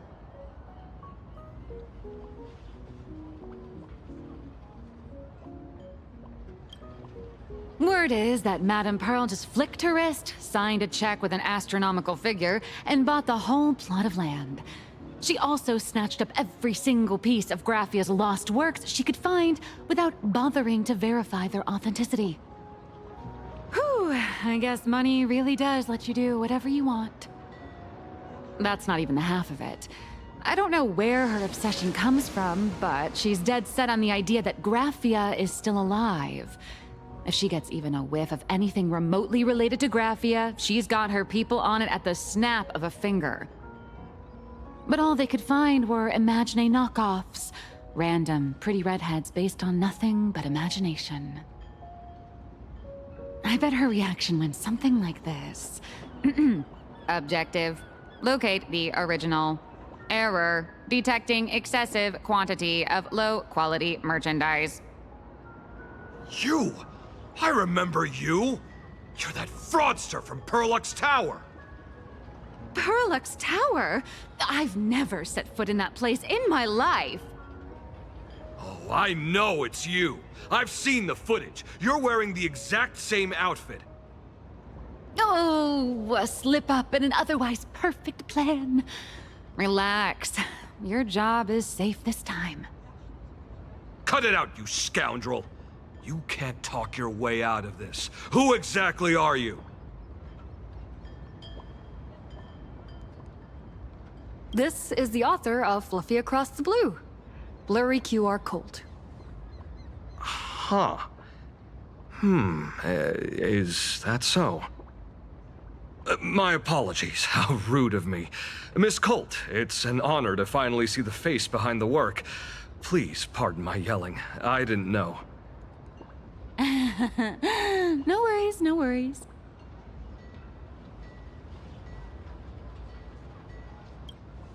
It's only normal for a famous comic artist to travel with bodyguards, no? Miss Blurry QR Colt, let's be clear. You are being transported under escort. Your current credit balance is in the negative. Madame Pearl has offered you a lifeline by asking you to complete the next volume of the Fluffy.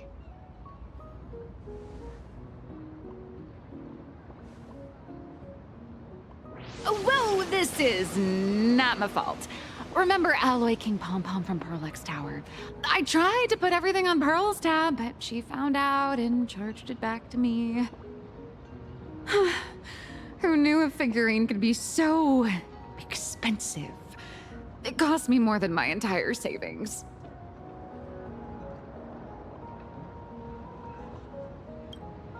I went all in on learned coins. There goes my licensing fees and royalties.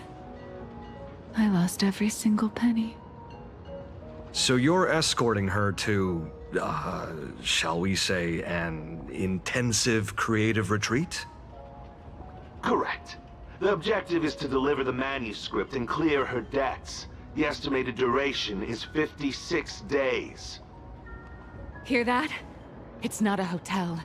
It's hell, where you get whipped for not finishing your scripts on time.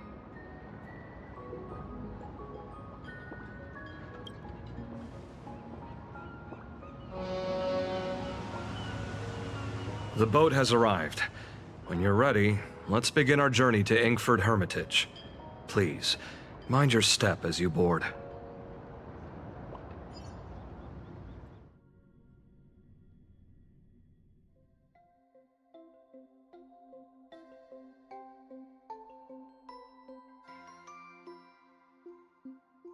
We have arrived. This is the snowy shore of the canvas world, Inkford Hermitage. Oh. Are those Wispe floating on the water? Mighty Wish Power! Mighty Superstar! Oh dear, there are so many Wispe. They are blocking the boat's route. But no need to panic. Please follow my lead. Please make sure you have all of your belongings with you, and watch your step while disembarking. Thank you for traveling on this void liner.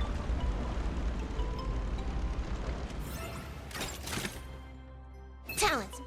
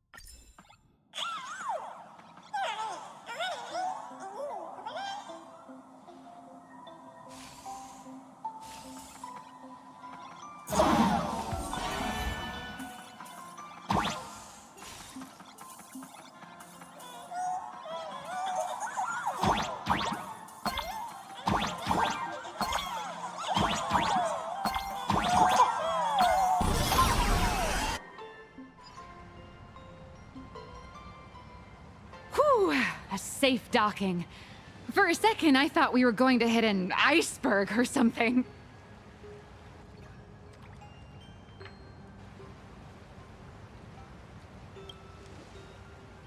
They probably sensed your wish power. You are the Phantom Moon Games superstar, no? Look! One's trying to hitch a ride on you.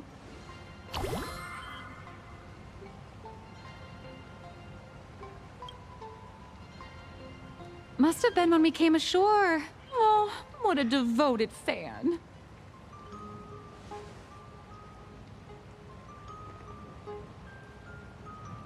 Everyone, welcome to Inkford Hermitage. I was imagining a Benzai Tengoku-style manor, or something. So you demolished your idol's old residence, and replaced it with a luxury hotel. Of course not. Benzai Tengoku vanished more than 1,000 years ago. The original structure is long lost to time. The IPC only chose this location because this is one of the weakest points between reality and the world in canvas. Many Imaginae are born every day, but just as many ancient lineages of Imaginae hide themselves away in the world in canvas once their wish power dry up, or as they grow weary of the mortal world. This is the final stop before they enter the world in canvas, and this is where they bid farewell to reality. They rest here, organize memories spanning centuries, and then pass beyond the point of no return. Rumor has it that Graphia's soul appears from time to time to guide these weary Imaginae on their path. There's a sense of parting in the air. No wonder the soul of the mother of Imagenesis feels an attraction for a creator. This must be the finest well of inspiration. Miss Colt, now that you're in this well too, you ought to make the most of it. Let's go. I'll lead the way.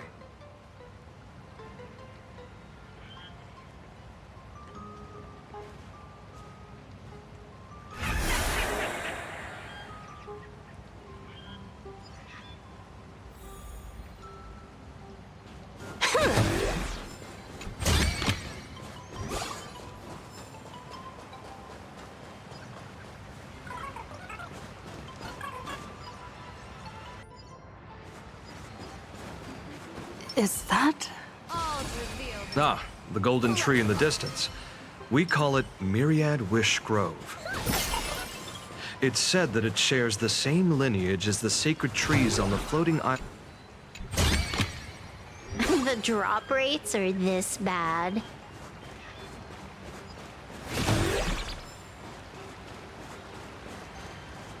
All those years of effort, and in the end I still live somewhere in this.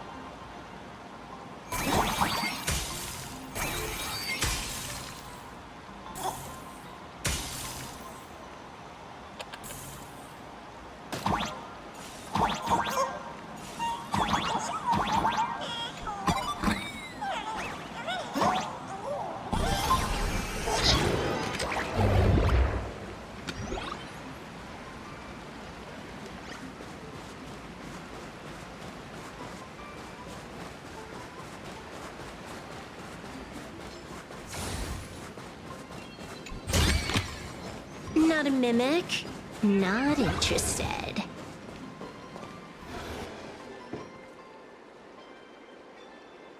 We have arrived. The hotel staff will take over from here. I'll take my leave.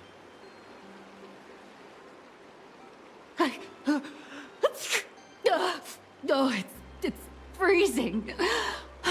It's cold enough for a typical snowstorm mansion murder mystery. Anyone here? Here. Hello? Hello? Hello? Honored guests, my apologies for the late welcome.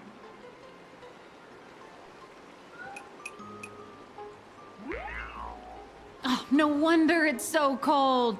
It's an actual snow wispy. Hello there, little one.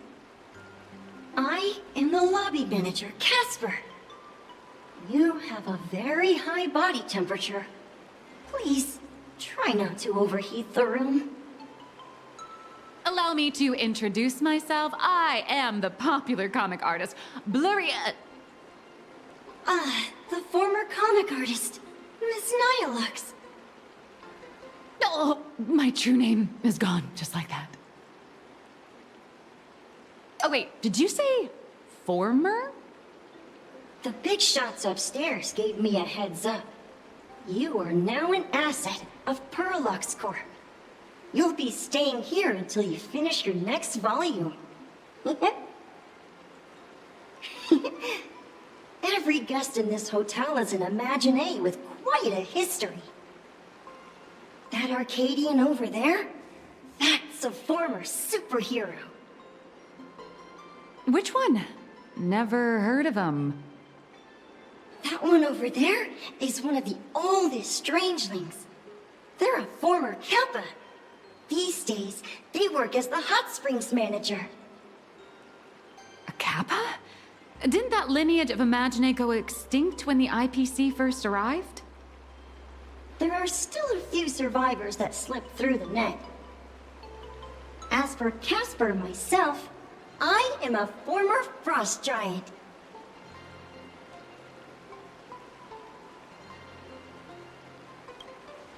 Little old me was once a tall, mighty, and majestic giant.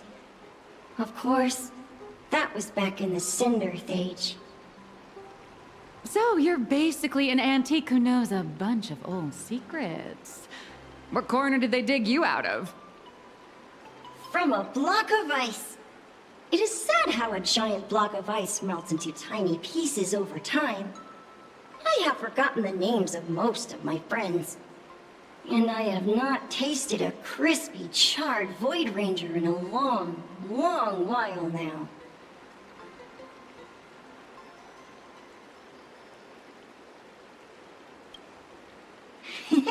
Indeed, another glittering nameless.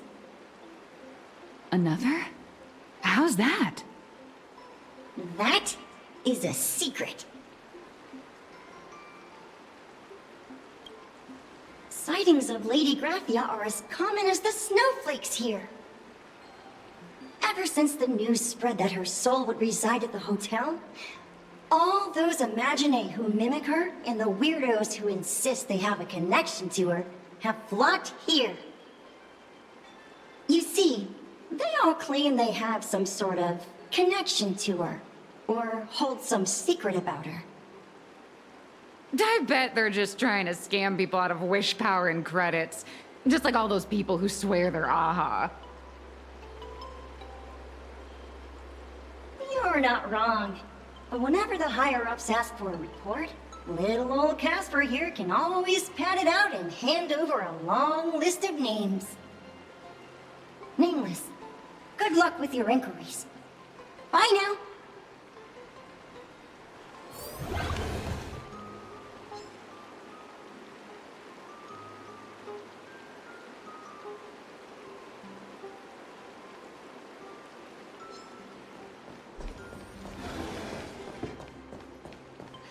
Tell me, is there still a chance for me? I heard Graphia is still here in this... You can see me? and I shall hide no longer. Indeed, I am Graphia, the sovereign of all paintings, the source of all schools, the mother who birthed all Imagine. Unfortunately, my wish power is spent, and I can no longer weave my imagination arts. But you and I share a fate, with just a few wish bays to aid me. I am Graphia. If you're giving away wish bays, you should give them to me. No, I am Graphia. Does this red armor not make it obvious?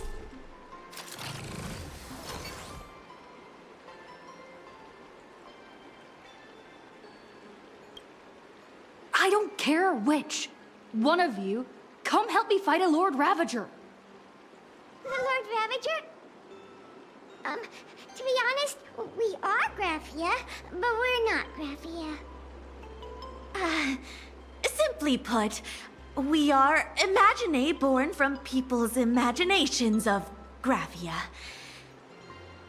As for me, I was sketched by a rather unskilled illustrator for a history textbook, which explains why I look a bit rough. I am a wispy form from the concentrated longing for Graphia in plain Arcadia. I am the armored goddess Graphia, from the 52-episode animated series Apocalypse of Ashes, Mecha Wars. Care to witness my signature move? Dance of the Inkblade.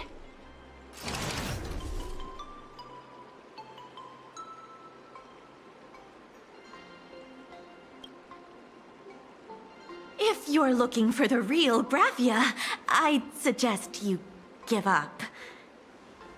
I've seen countless Imagine on the verge of exhausting their wish power, begging the mother of Imagenesis to extend their lives with her paintbrush. Not a single one has ever succeeded. In the end, only those of us making a living off the Graphia brand are left. When it comes down to it, she's nothing more than a legend.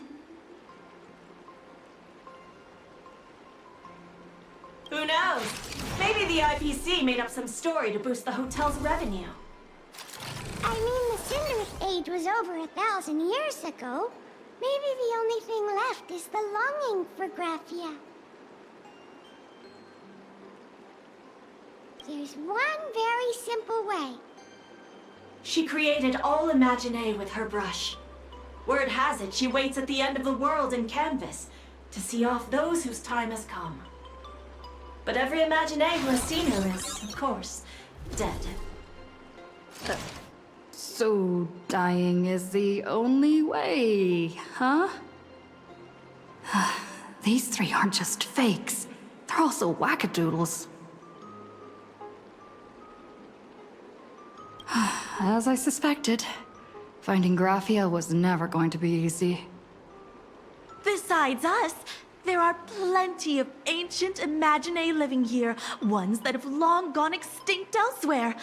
Some even claim to be original works by Graphia herself. If you're serious about finding Graphia, you should try asking them. I heard Graphia is still here in this hotel.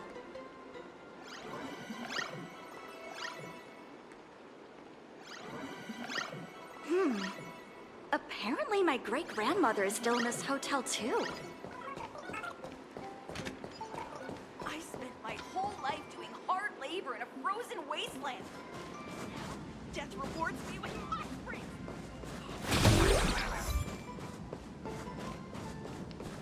Back in the day, I was quite a force to be reckoned with.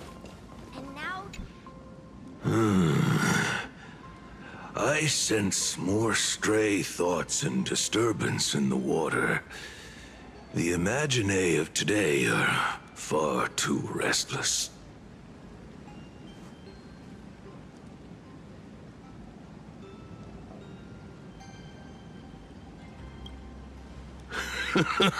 Yes, yes.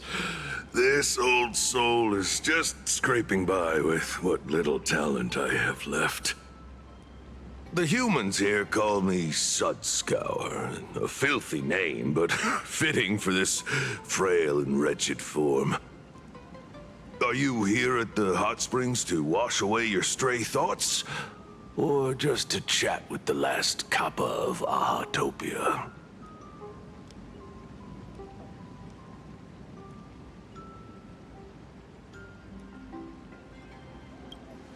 Well, as you see, my kin have either been swallowed by the muddy currents or have fled into the canvas.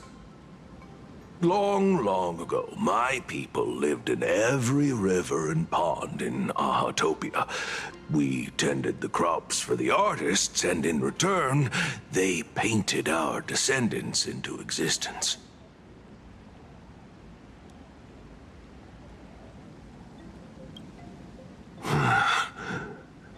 It is hard to leave one's homeland.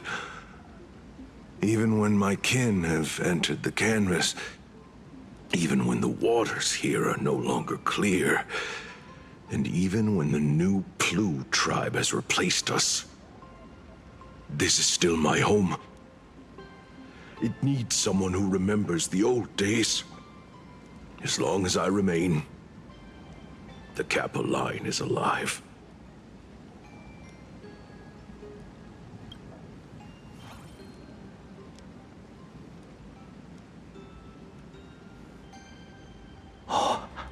Lady Graphia is the one who guided all Imaginae. Her name shines like moonlight through my dimming memories. Back then, the demons from beyond swept in like a dark tide. The filth and flames they brought could turn even the clearest stream into a toxic swamp. We Kappa were weak and could only shiver at the bottom of the rivers, but it was Lady Graphia who found us. She encouraged us, saying that every drop of clean water held power against the darkness. She taught us how to use water to protect the displaced mortals and wash away those impure monsters. Though our impact was limited, that was the most heroic era for my kind. Well, as long as the world in canvas exists, Lady Graphia must as well. There is a saying that if one who is weary of the world prays to her with true devotion, she will arrive on a ferry to lead them into the canvas. If you seek clues regarding Lady Graphia, you should visit the mountain behind the hotel. There are atonement statues left by Imaginae there, filled with their prayers. It is also the site of Graphia's former residence. Casper likes to wander around there. He is a strangeling far older than I. Perhaps if you play in the snow with him, he might show you the way.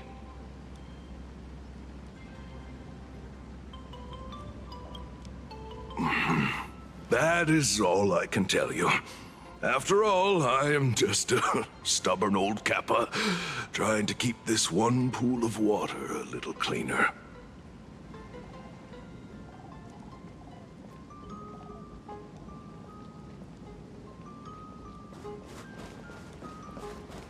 I spent my whole life doing hard labor in a frozen wasteland.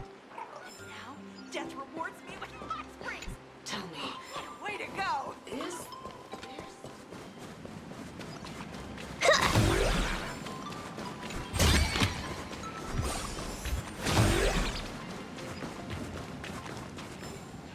Please don't.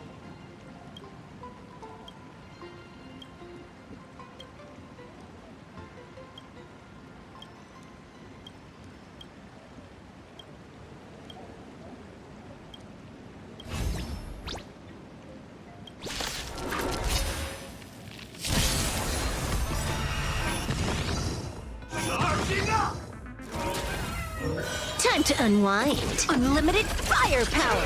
People always observe the heavens with my divinations. Best of luck. An explosive start. All martial arts are my command. All for the thrill. Trouble ahead. What? It's...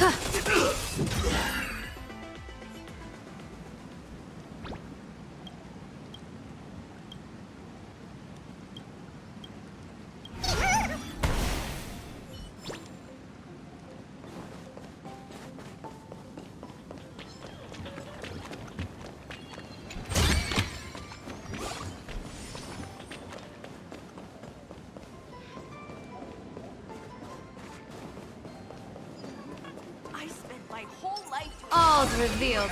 Let's rock.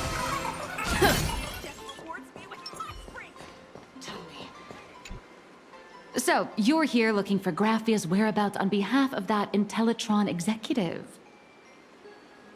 I think it's unlikely that the mother of Imogenesis will see her. If she wanted to see her, it would already have happened. The IPC has practically turned the world and canvas upside down. You know this, right? Over 140 years ago, they brought in hackers from Punklord and did everything they could to blast open the passage between reality and the world and canvas. I think disturbing her world and canvas like that must have upset the mother of Imogenesis.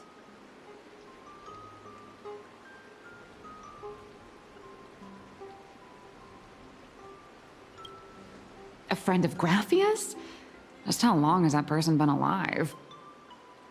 So that friend wanted you to find Graphia, but they didn't tell you how.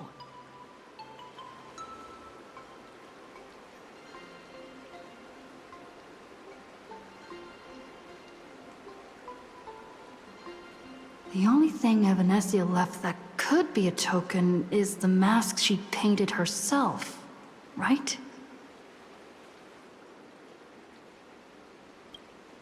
Normally, I'd suggest you play that little snow puff ball for info. That good luck with your inquiries line definitely had a subtext. But since you're asking for a bright idea, you must have heard that in a certain corner of the universe, there's a mysterious ritual that can summon historical figures to the present day. The Holy Grail War!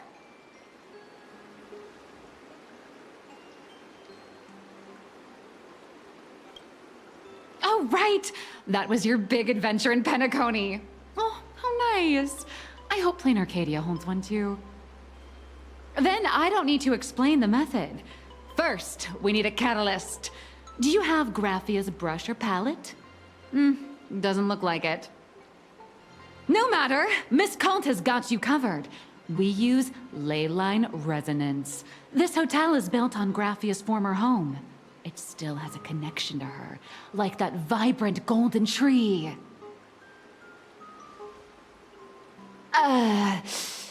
Wait, you aren't actually falling for this, are you?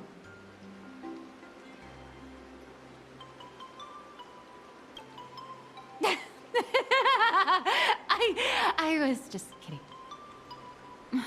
Sorry. I was just trying to lift the mood. Oh, honestly, I'm a chronic deadline misser who can barely save her own skin. How am I supposed to help you? I've heard enough. Break time is over, Miss Nihilux. Now that you understand your situation, stop wasting time. Start drawing! I just checked in, and I have to work already? I'm not some fully automated painting Mechatron. You do know that, right? A Mechatron can run for hundreds of hours straight. You cannot. That's exactly why every second counts. Now right this second, start increasing your value as a quality asset. Hey, wait! This is kidnapping! Little raccoon, help me!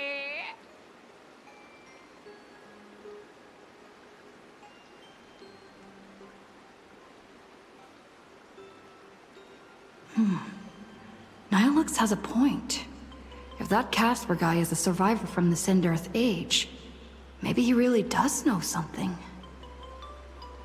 Anyway, I'll start by asking around here.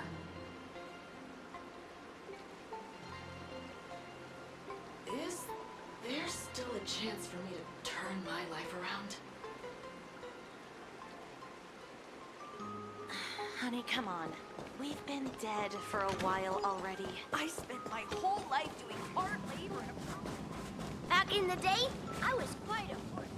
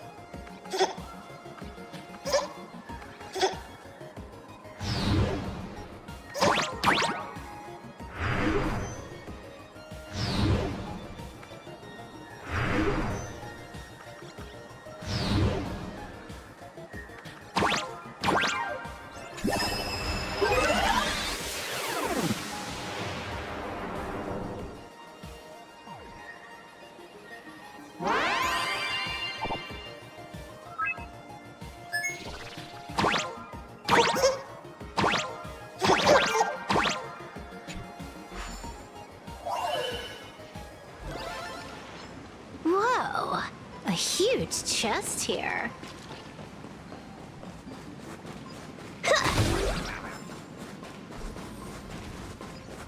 Casper? Are you there? Nope. I'm not.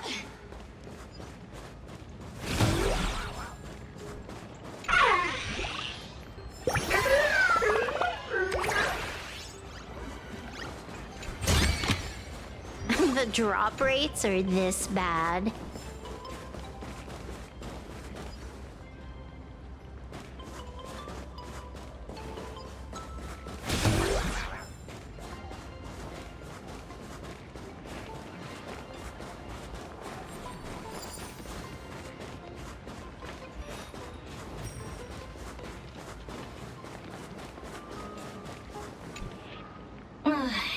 You found me, current nameless. I knew you'd come to ask about Lady Graphia. But if I try too hard to remember things from such a long, long time ago, my soft, squishy head starts to throb, and then I start melting. Drip, drop, drip, drop. So much of my memory feels like it's shrouded in a blizzard and I can't see anything clearly. I'm sorry, but I don't think I can help you.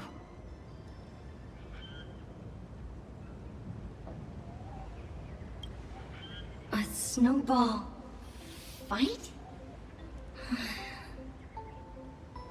The game, the name, it feels so familiar. It feels like I had snowball fights every single day a long time ago. Shaping the snow into balls and flinging them at whatever strange intruders came barging in. Well then, come at me, Nameless. I'm a snowball fight veteran. I won't lose.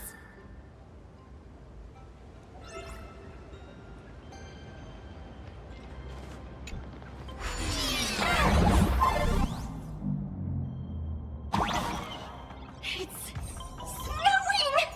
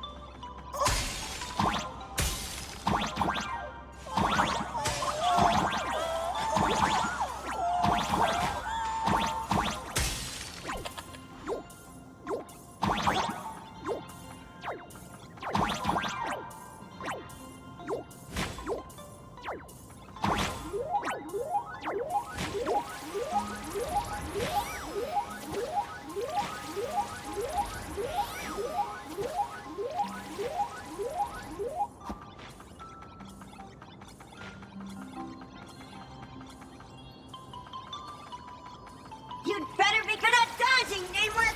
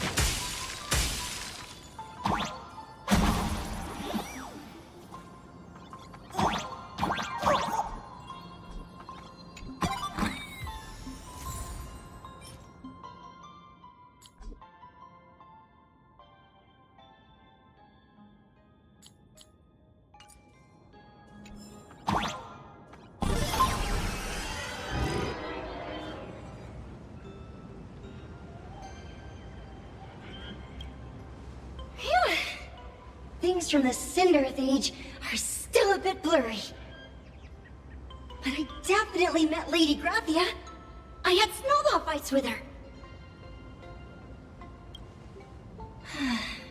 She was a great painter who led us in snowball fights. She'd even paint portraits for everyone. Back then, when we wanted to see her, we'd go to her doorstep, light the ground lamps, and shout, "Snowball fight!" Then Lady Graphia would poke her head out of the window upstairs, unfurl the scroll, and whoosh! Slide right down into the snow.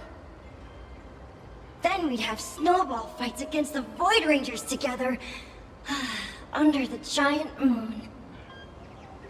If we won, I got to swallow the Void Rangers whole. They were so crispy and tasty. There was someone else. Just thinking about them makes my blood boil. He was a snowball fight master.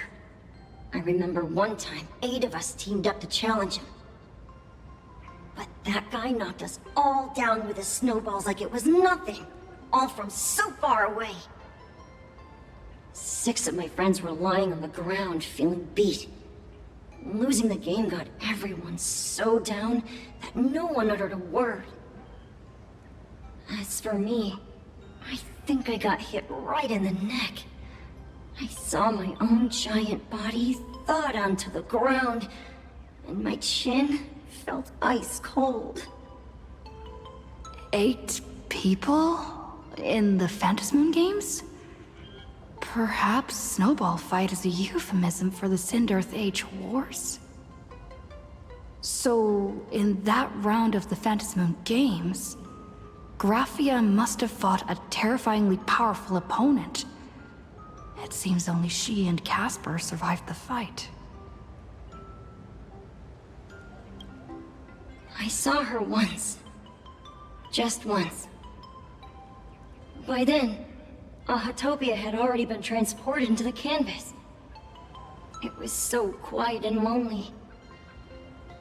I couldn't find my other 6 friends, but I remembered where Lady Graphia lived.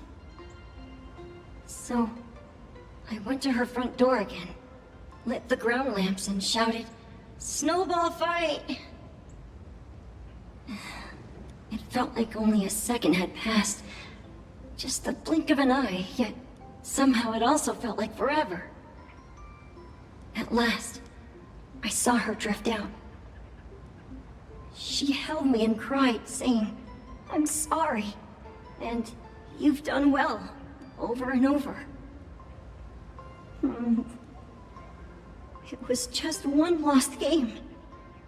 We could have just won it back some other time, but that was the last I saw of her. Why are you saying that too? It's making me feel all strange. That's about all Casper can remember. If you're still up for fun and games, come find me for another snowball fight sometime.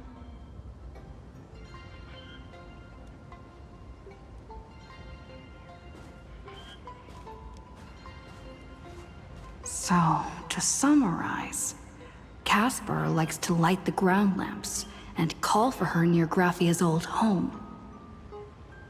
Now, where can I find those ground lamps?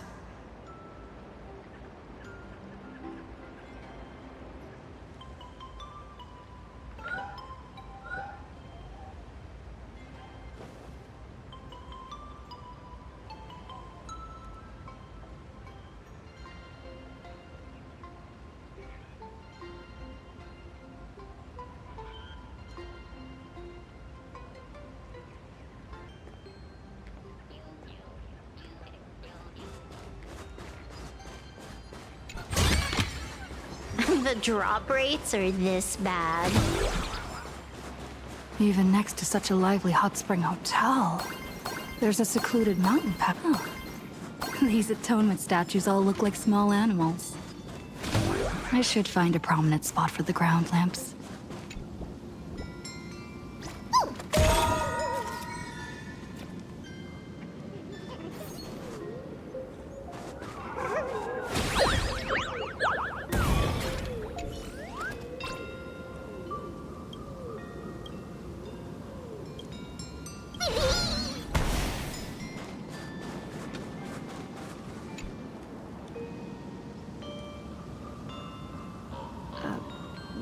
two little lamps don't look reliable at all.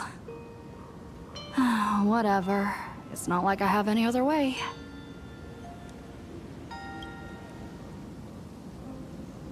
Who dares disturb my 1,000-year slumber?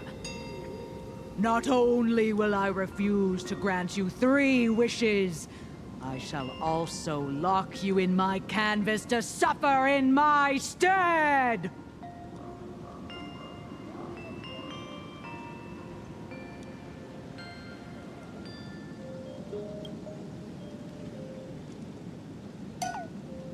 Thanks for the invite. I'm not quite dead yet, but I don't feel alive either.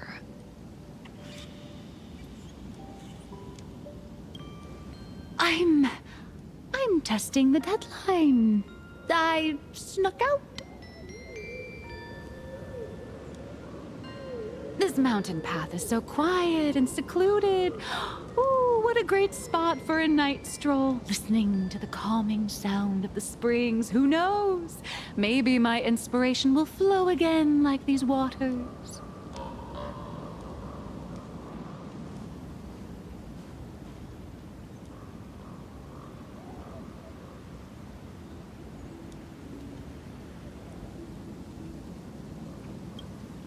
I was hoping to find some inspiration out here. With those 2 goons breathing down my neck, anyone would hit a complete creative block. Look at this old stone statue! Ooh, doesn't it look like Hemicat? I just reached the real versus fake Hemicat arc in my comic. Let me pay my respects. Maybe Graphia will bless me with enlightenment. Miss Colt, when did you sneak out? That was fast! I let my guard down for just 1 second, and corporate asset, I mean Miss Colt, escaped. Now that's scary. No way are you running away and taking our jobs with you. Good thing this kind lady spotted where you were headed. Otherwise, you might have slipped away for real. Let's go. Back to the room to finish your work. Come on, not again! Little raccoon!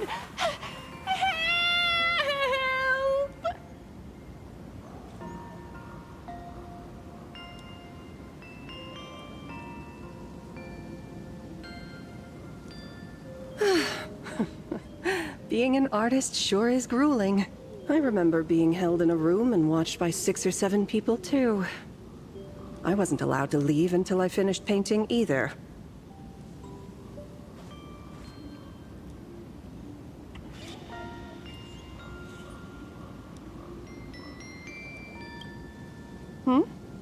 You're asking me? Weren't you the one searching so desperately for me? My name is Murata Graphia, guardian of the world in canvas. It is a pleasure to meet you, nameless of the Astral Express.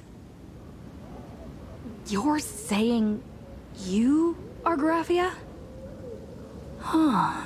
She really does look a lot like Himiko.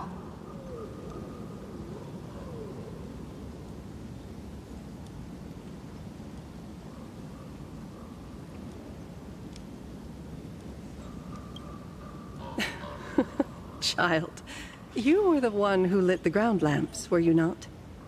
If memory serves, that was the secret signal my old friends used to call for me. I simply answered the call, yet you doubt my identity. How strange. Let me think. I believe I know why you've come to find me. The arbitrator of the Phantasmoon Games asked you to tell me that our old enemy, the Demon Lord from Beyond, has returned. Am I correct?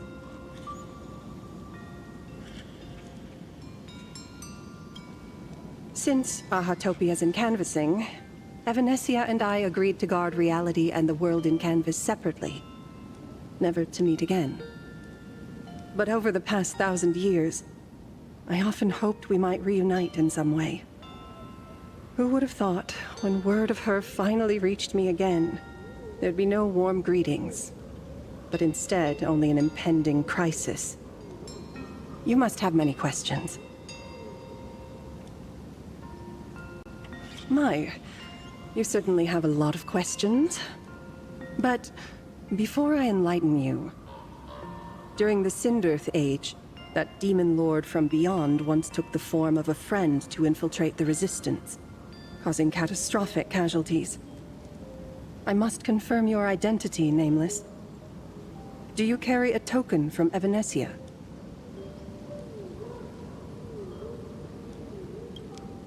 She painted a supplicant's mask for you.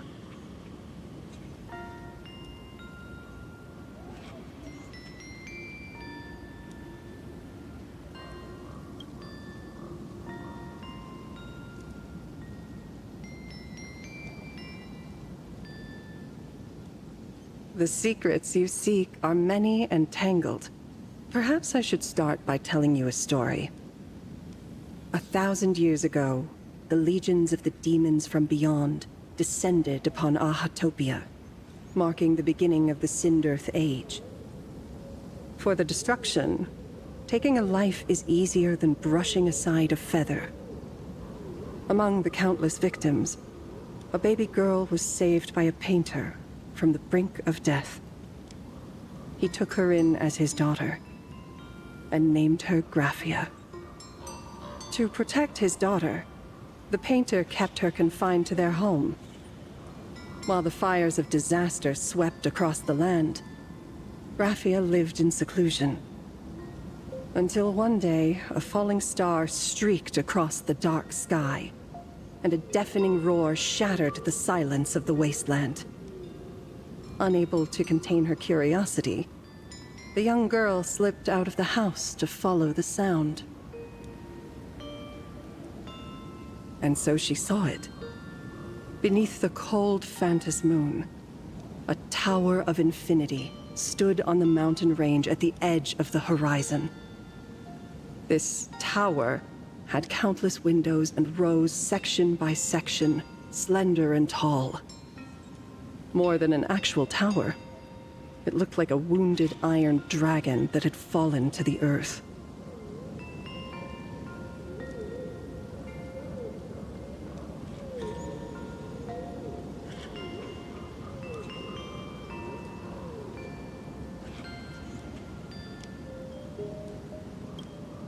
Indeed. That tower, which stood only for a moment, was the crashed Astral Express. And Graphia's family name, Murata, came from the wondrous sight she saw. At the time, the wrecked train was surrounded by countless abominable monsters. Amidst these foul enemies, a few warriors in strange attire fought tirelessly. But they fell, one by one, unable to withstand the endless tide of monsters. It was only much later that Graphia understood that those who fought and died for Ahatopia shared a common name. The Nameless, who walked the path of the Trailblaze. That was the day that Graphia stepped into the mortal world. Her life as the mother of Imogenesis began. In a long, drawn-out war, fought at a severe disadvantage.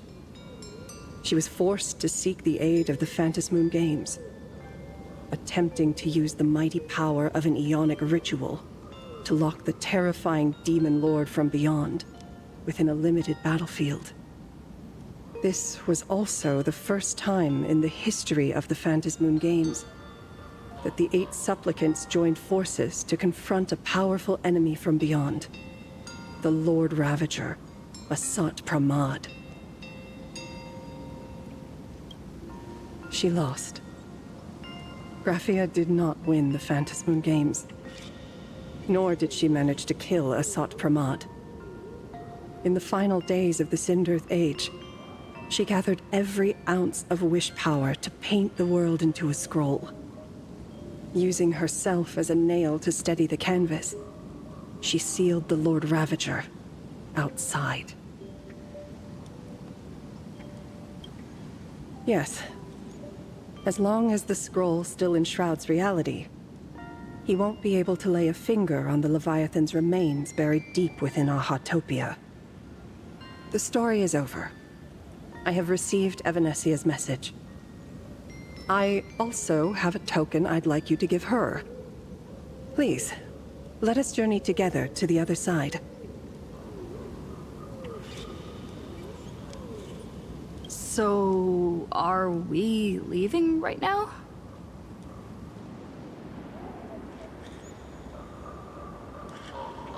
No, there is no need to rush. You have a friend here who is lingering with a heart full of farewells. You mean... Blade? Follow this path down to the riverbank of Myriad Wish Grove.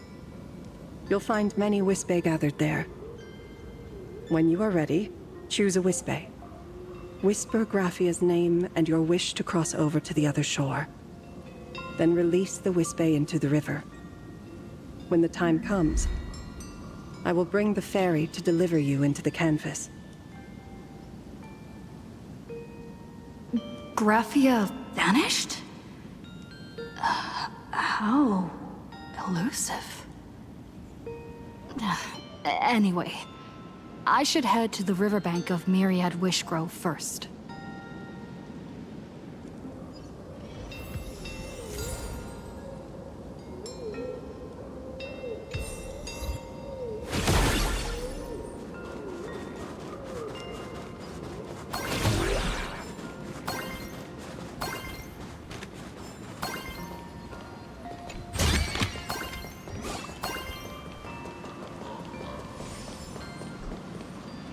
I've heard that in the same forest, giant trees will fight each other for nutrients. How about this? We just feed Shuhu to that tree in the courtyard. It would save us a long trip. Say something. Didn't know you were a forestry expert. I'm not joking. I'm serious. If the Elwood absorbed another emanator of abundance, it would likely bring about an even greater catastrophe. Right now, there is no other option besides the Veracity Husk. If the abundance grows too strong, the Ambrosial Arbor loses control, and the Arcadia is doomed. If the abundance is too weak, the husk spirals out of control, and the Arcadia is doomed just the same. It's called an Arcadia, but the whole thing is built on a razor's edge. Does that mean the essence of the elation is just dark humor? You're afraid. I'm not. I respect your choice.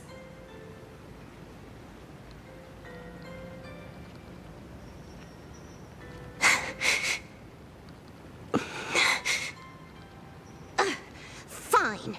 You're right. I'm afraid. So what? You don't think I know what that Xianzhou person meant? 1 in 10 chance? There is no chance at all.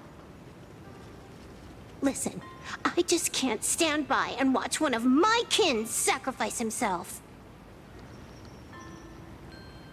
Kin. What else? Friend? Colleague? Playmate? The guy who carries my bags when we go shopping? I suppose all of those fit. Fit? How? Sometimes I can't tell if you're actually dumb or just playing dumb. I hear you. Just assume it's the former. Simpler that way. My mind is made up. You should understand. Misplaced emotions will only cause the mission to fail. You really are just playing dumb. To be honest, I'm the same way. If I could see Firefly cured of her illness, Kafka finally finding the heart she's looking for, and that girl reclaiming her future, then I'd be willing to pick up that level 999 cartridge too, even if it means becoming nothing but a shadow of the Dark Zone. Don't. At the TV tower, you already severely overspent your time. Don't touch that thing again. Besides, why are you telling me this? You should tell them yourself.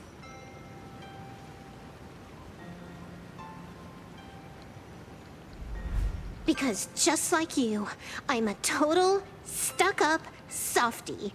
Happy now? Feel better? No. Unless you give me a sincere apology and a proper goodbye, we're not settled. Not settled. Is that right? Fair enough. Whether as Ying Xing or as Blade, my journey has reached its end. Before the final verdict, I should say a proper goodbye to my kin. Who's there?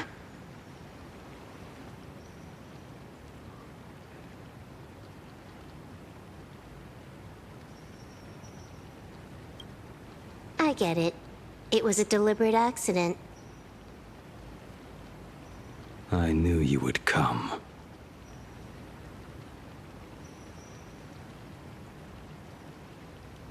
I met the legendary Graphia.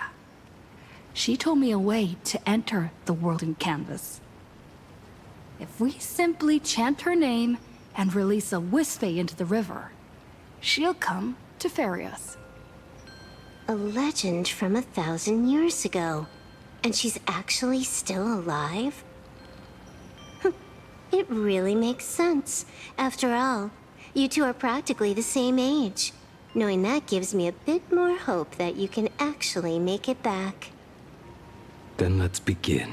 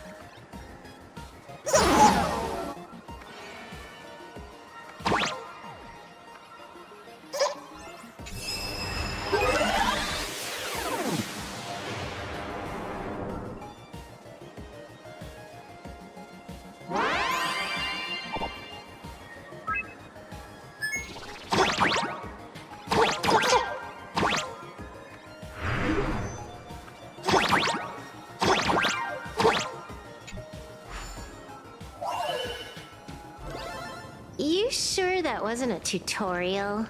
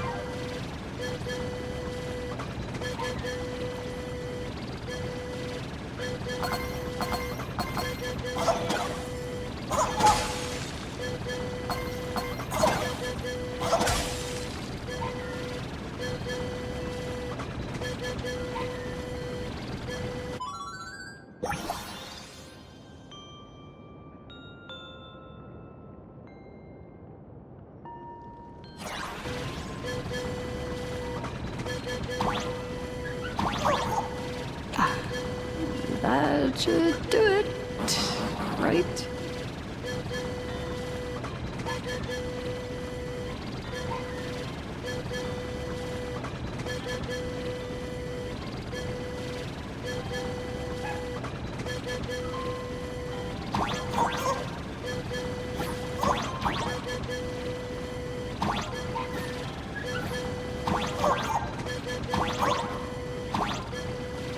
Little one, I choose you.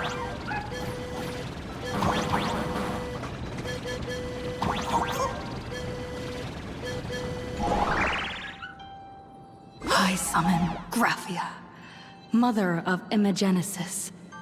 May she come forth and deliver us into the world in canvas.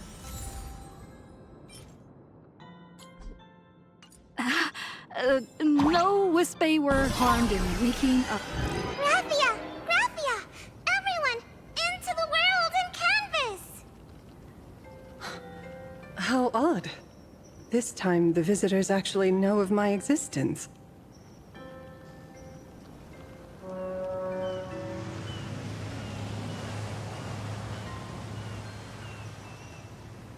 Strange. Why is the boat coming from downstream?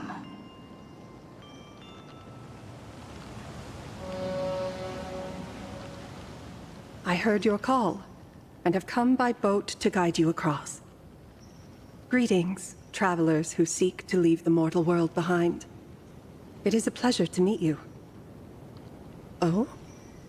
Not an Imagine, but someone here to settle the past and family members seeing them off? I guess so. The power of abundance. What a nostalgic scent. There is something terrifying slumbering within you. I've heard that something lies at the end of the world in canvas with the power to suppress it. Will you show us the way? Ah, I see. You are better informed than I thought. I understand. Time is of the essence. Please, step aboard. Thank you. The mountains lie distant. The waters still. And snow settles. A fine moment to bring this weary life to its end. Bring a weary life to its end. To my eyes, the power taking root within you is far from withering away.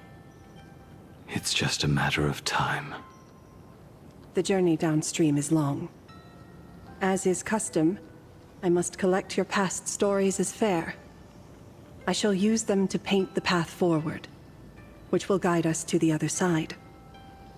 My past stories. I am not much of a storyteller. There is no need to weave your thoughts into a complete story. A single memory, a single breath. These too are parts of your past. Only by letting go of the past can you truly set forth with an open heart. Is that not so? Go ahead. Say something. I'm curious too.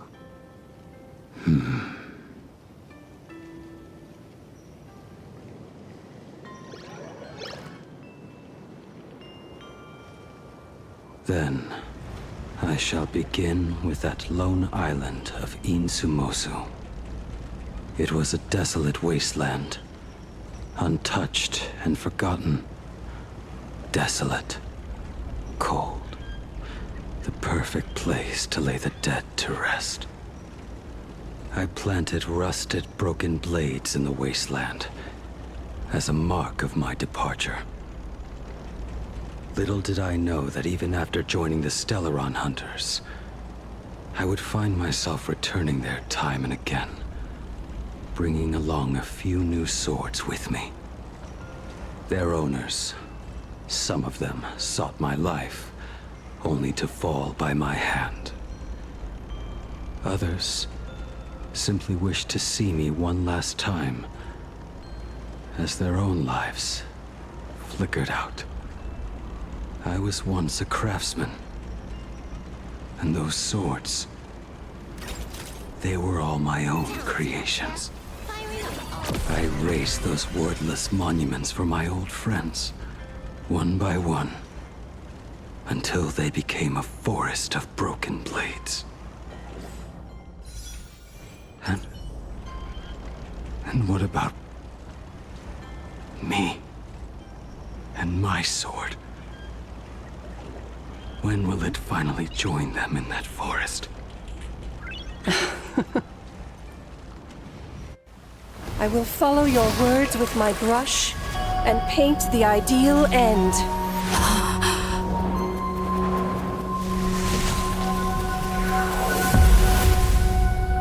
Sword barrier. We've reached the shore you've been seeking. What is this place? This is the world in canvas. A mirror to your soul, blooming as your heart dictates. May this meadow be everything you wished for. Superb artistry. And yet, I thought you would paint the desolation within me instead. Desolation? I saw no desolation in your story. Instead, I found the lingering regrets of a master craftsman. The fire that tempers black steel and shapes 100 blades does not burn upon the forge or anvil. It burns within your heart. That spark within you has yet to fade. It is why this plane has chosen to bloom into flowers.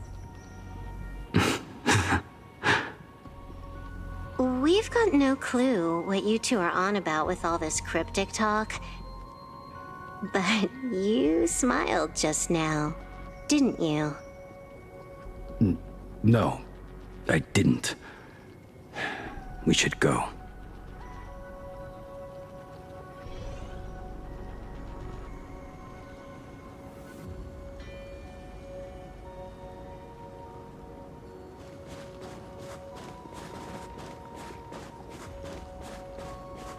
He finally smiled. I'm actually the one who can't even smile. This sucks.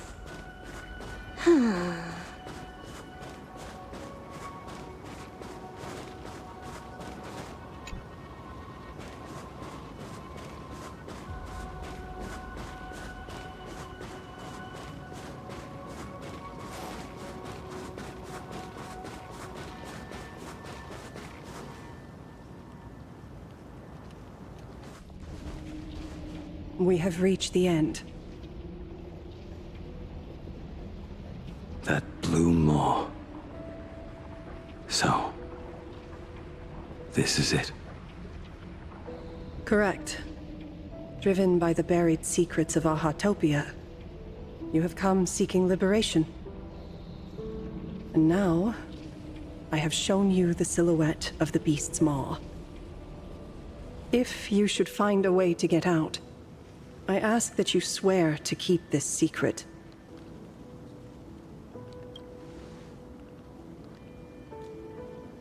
I will keep the secret.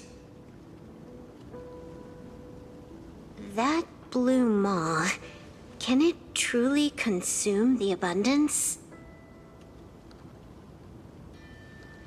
Only a beast of insatiable hunger can end a plague of eternal growth. I have stood watch in this realm for a millennium, beholding the eternal conflict where the veracity and the abundance remain locked in strife. Oh, undying soul, the fate that awaits within those depths lies far beyond the reach of our conjecture. Perhaps you will vanish into nothingness in a mere heartbeat. Or perhaps you will endure a millennium of gnawing, constantly regenerating only to suffer once more, with liberation remaining an elusive dream.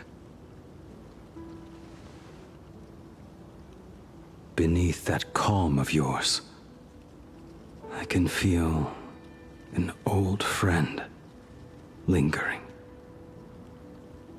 agony.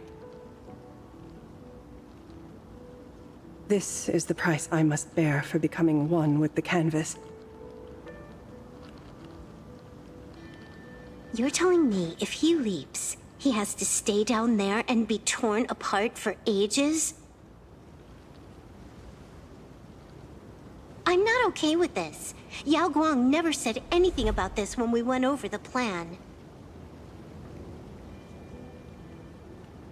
I have lived for nearly a millennium. I stopped wishing for a swift end a long time ago. If the Leviathan does not consume me utterly, then I am still alive. And until that moment comes, I will pin Shuhu to the anvil and swing my hammer once, twice, and again, and again.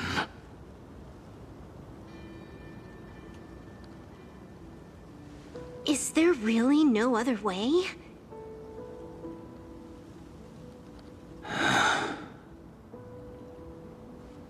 Silverwolf. I was never one for sentiment. I'll only say this. In my past life as a smith, I made it a point to forge something for those friends I found tolerable. But ever since I joined the Stellaron Hunters... Oh right, I get it. You want me to go back and take apart that box Kafka uses as a footrest, right? You already took it apart? A long time ago. Quite a few treasures in there. A master-crafted blade, a game controller, and a portable reactor.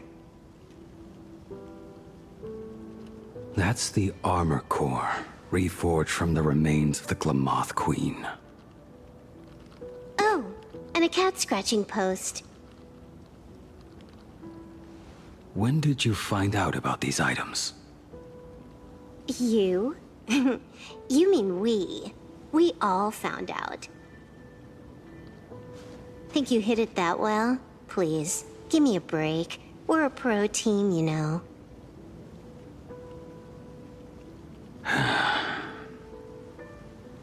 Just split it among yourselves. Consider it a keepsake. Kafka should be the one saying this, but... You are the most perfect blade the Stellaron Hunters could ever have.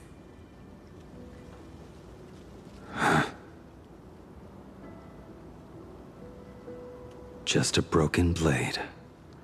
That is all.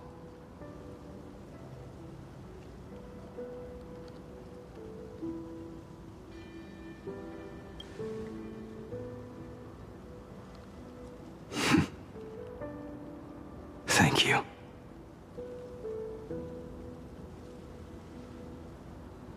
Before you go, you have something to say to her, too, right? To me? Don't take offense. It's just a few words. Before joining the Stellaron Hunters, I once lost myself. Unable to see the future, yet unable to reclaim the past. Just like you when you were first reborn. Whether we chose this path, or were forced onto it. Leave no room for regret. And never deny the path you've traveled.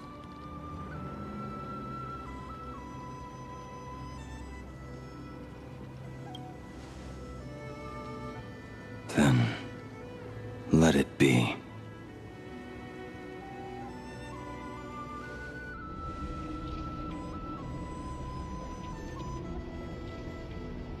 It's time.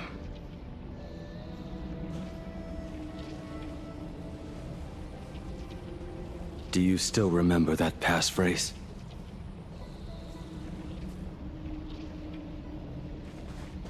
No need to step forward. Just recite it in your head. 3 of a kind. 2 pair. Ace. Go.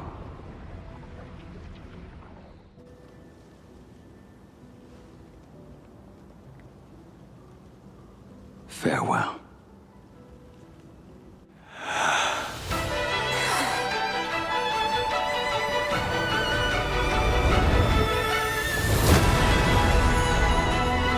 Let everything end, or truly begin.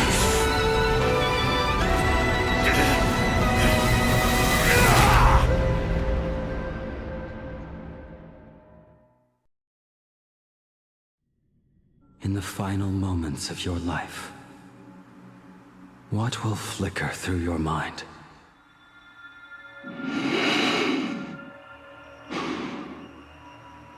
The devouring.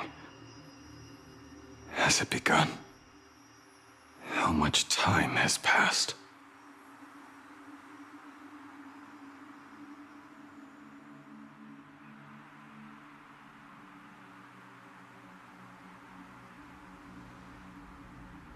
Sea of clouds. Ambrosial arbor.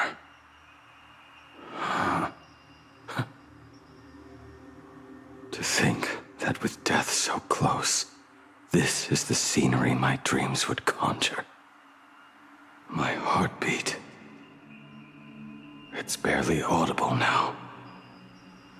Shuhu. Are you still alive? Am I still alive? Finally woke up, Yingxing? Master. I am sorry. You have the wrong person. I am not Yingxing. Huh. A lad your age, yet your head is more muddled than mine. You're talking nonsense in your sleep, boy. It has been ages since we last met. Tell me, have you let your craft go to waste? Your master wishes to see what you can do. Not a sweet dream of toasts and laughter, nor a nightmare of clashing steel. Instead, it is a dream of returning to the very beginning, to confess my sins before the master who taught me everything. Typical. This is a standard issue sword I forged for the Cloud Knights. Looking at it now, it is a crude piece of work. Senior Frater, are you truly from a short-lived species? Why do you ask? I mean, no offense. I just wondered, why would you come all the way to the Xianzhou to learn the craft? My home became a grazing ground for those boars and beasts. My parents, they're fertilizer. Unlike you, I won't live to see them wiped out. But my blades will. Look at this blade. Fresh from the forge today. I made it. That is so cool! Stop flattering me. This is just a standard issue sword for the Cloud Knights. According to the template, its name should be New Blade 01. Senior Frater, how could you so thoughtlessly name your own creation? The very first assignment Elder Huayan gave his disciples is what defines a blade. He always says a name carries the weapon's destiny. A lone cloud drifts. A crane departs the woods. Let's call it Departure, Junior Frater. Senior Frater, I thought you'd go with Lone Cloud or Guyun.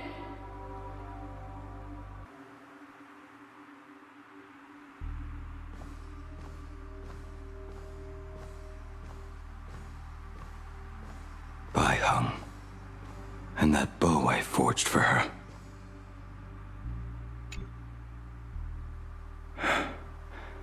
In the end, it was I who forged the greatest sin. For me? Thank you. I told you, didn't I? As long as you set your heart on what you love, nothing can stop you. Hey, did you give this bow a name? I named this bow Lure after a mythical steed from the primeval Imperium. Legend says it was one of the Emperor's finest mounts, a divine beast that could tread over any chasm and lead its master back from the brink of death. How did you get so off track? Why pick a name meant for a horse? That won't do. It does not suit me at all.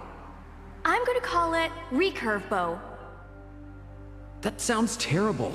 It's like my mother naming me Human. At least change it to something elegant, like Winding Stream. Fine. Have it your way. Look at you! Skilled with both the pen and the sword. You really should not be trapped in this flame wheel forge for the rest of your life. Hey, perfect timing! I have a few friends getting together on the Lafu. Wanna come along? Staying in a single place your whole life. That won't do.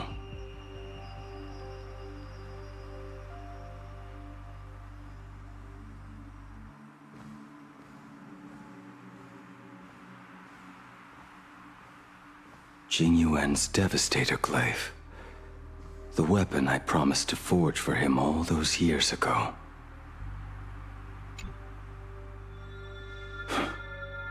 Old friends have drifted across the stars, but he remains.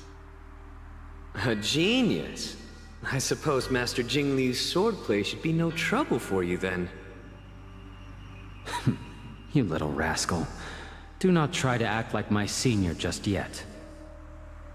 I am from a short-life species. Xianzhou's swordplay takes hundreds, even thousands of years to master. I simply do not have the time. I heard your bold claim. I'd rather leave this world in a blaze than live until the end of time. It seems you think little of us Xianzhou people, then? My, the future sword champion has sharp ears. It was just drunken rambling. Don't take it to heart. It would be a waste to throw my skills away on the battlefield. You go to the front, and I will forge the divine weapons for you. It is a promise. All right, deal. Then I want a Devastator Glaive, 4 meters long, decorated with green silk, and you should engrave the blade with cloud patterns. Or maybe lightning. Wait until you have grown a bit taller. Then it is settled. When the time comes, you shall arm each of us with a weapon of our own. Let us face the fires of war in your place, and handle all that tedious business on your behalf. Come, friends, drink up. We 5 come from all walks of life, but here and now, we are one. Together, we shall bring glory to the Xianzhou, and peace to all who dwell beneath the stars. By the rainbow and the 10 lords, if I betray our bond, let all of existence hunt me down.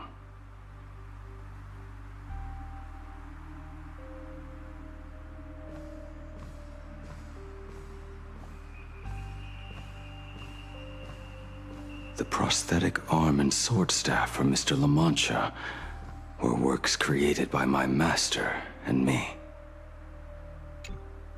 He came to visit me even after I was cast into the shackling prison. Yingqing. No. Yingqing. How did you end up like this? The shadow has tasted the flesh of abundance within you.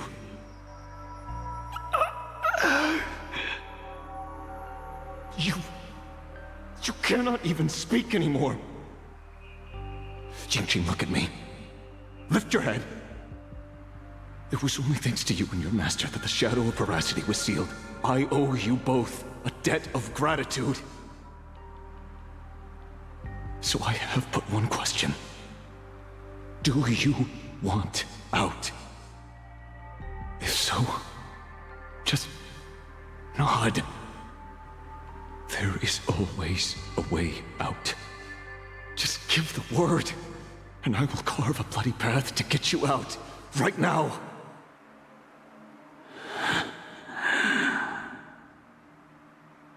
There is no need. I must atone for my sins. Perhaps if I had taken you away from Flamewheel Forge back then, your fate would have been entirely different. I respect your choice, just as I did all those years ago. Pity. So much in this world does not go as we wish.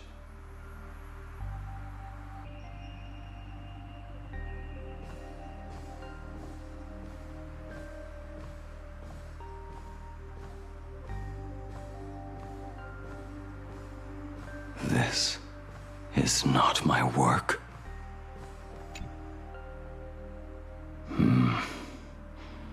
This was where my life as Blade began. So you're Blade. You sound like quite the expert on swords. Oh, good timing. What do you make of the sword she's carrying? The blade itself is fine, but the technique is wrong. Swordsmanship is no song and dance. Power starts at the feet. Only when the eyes and mind follow through will the strike land. My, oh my, Bladey. You really are the ultimate blade critic. Since you have so much to say, Master, why not forge a legendary blade for each of us? I put down the hammer a long time ago. My hands cannot do what my mind wants anymore. Fighting with a weapon that does not suit you is just a quicker way to die. From now on, if a sword is needed, let it be mine. This shell of mine is the only blade there is.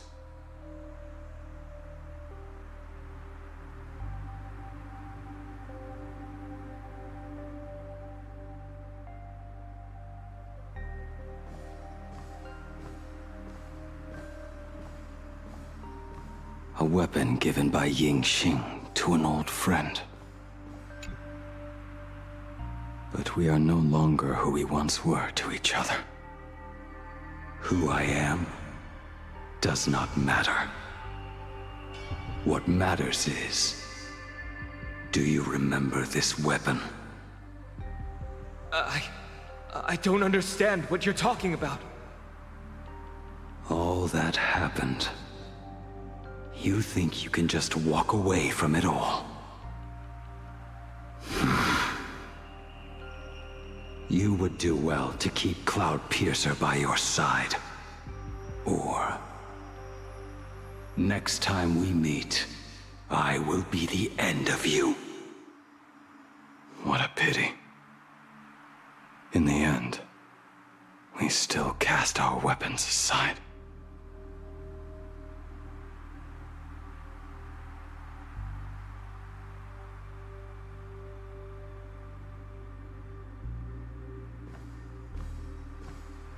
Apprentice, come here. Finally. Is the end in sight?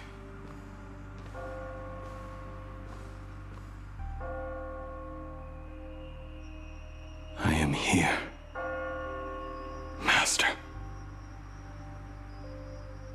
Good. I have waited a long time for you. You have seen every blade I have forged in this life. Fine work. Somewhat flawed, perhaps, but their edge is undeniable. The marks of a true master. Gazing upon the weapons I forged in days past, I can only feel a surge of endless regret. The hammer falls and cannot be undone, yet I have spent my life taking one wrong step after another. I betrayed my friends and broke my oaths. Even with these divine blades, I failed to protect those I held dear. My hands are stained with blood. I loathe the reflection it casts back from my blade.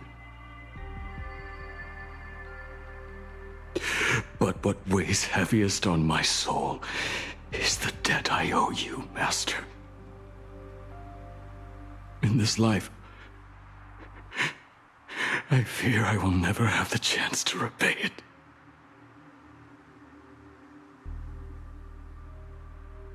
Let it all out.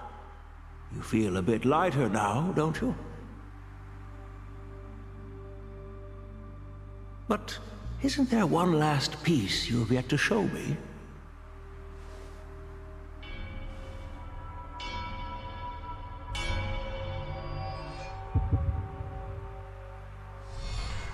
It is yet to be named, has it not?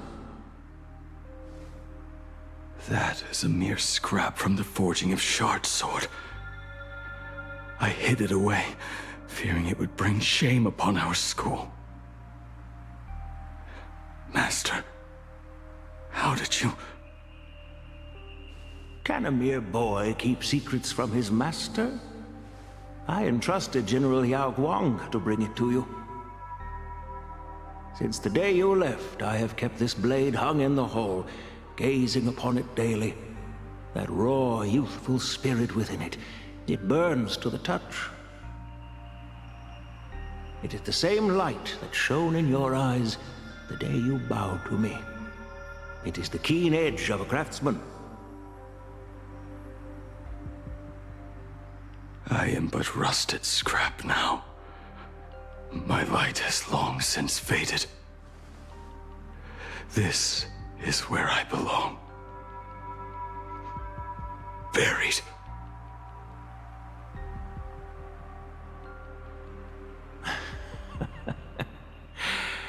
Crushed ore, old materials, rusted iron.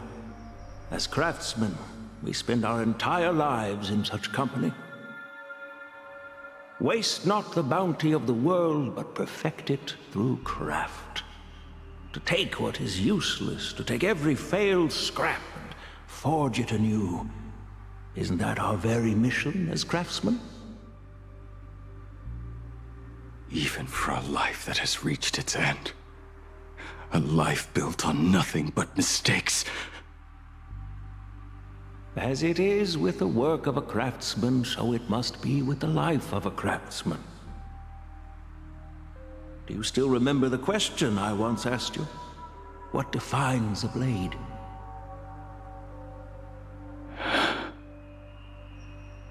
The answer already lies within you. Go now, and forge it anew.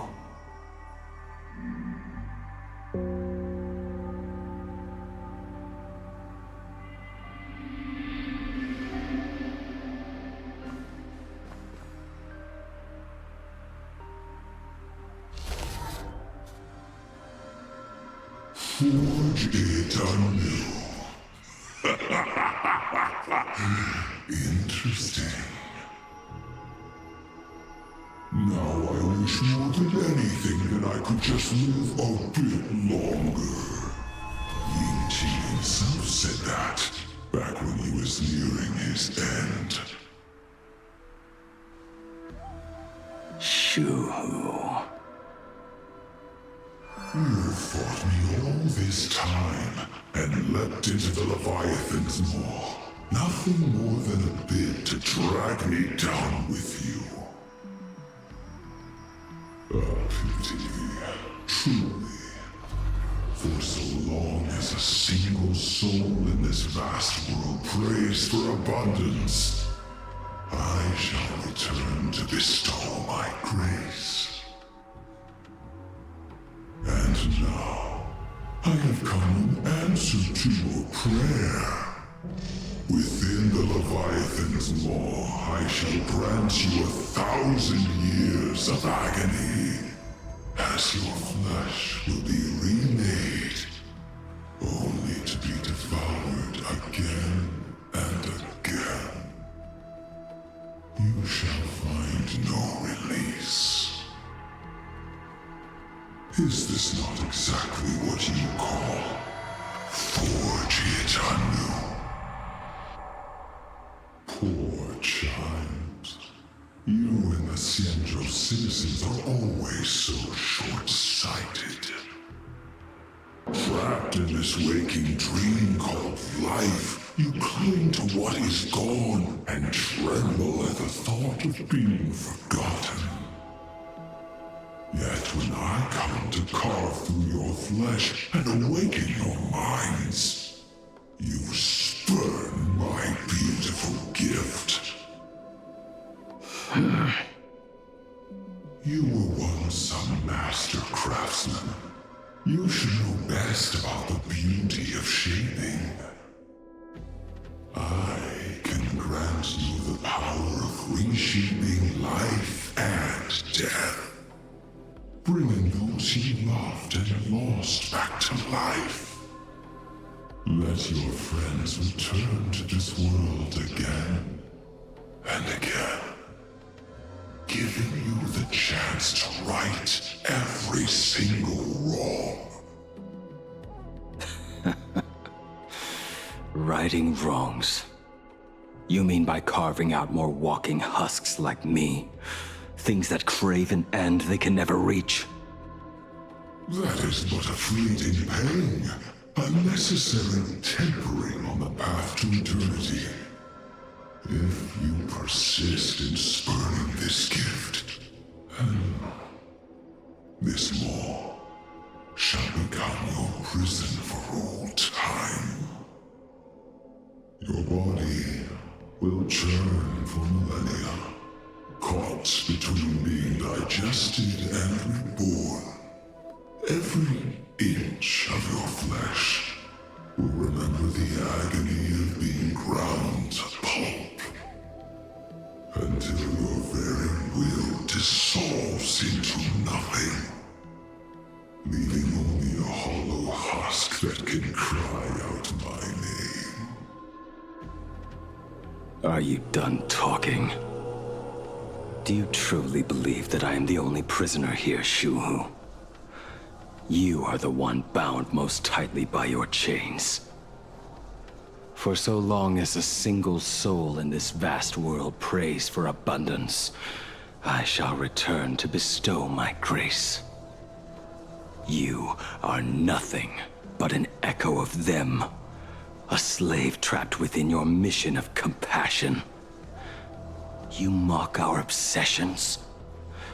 You are Yao Shu's most pathetic prisoner.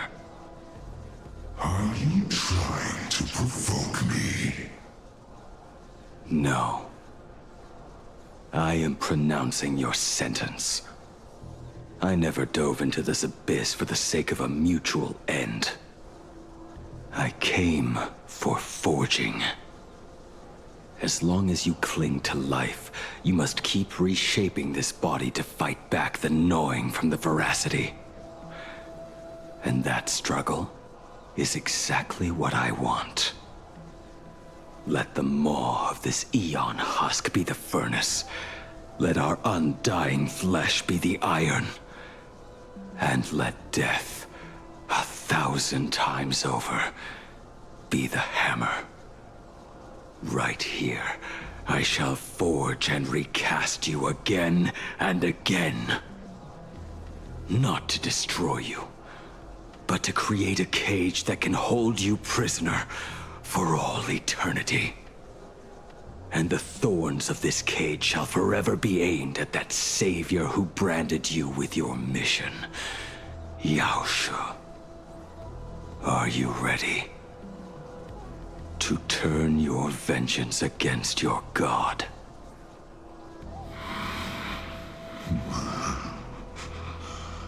I see now. So, this is how you forge it anew. Very well. Let us see how this duel between the condemned unfolds. This forging within the furnace. In the end, which of us shall forge the other into a blade?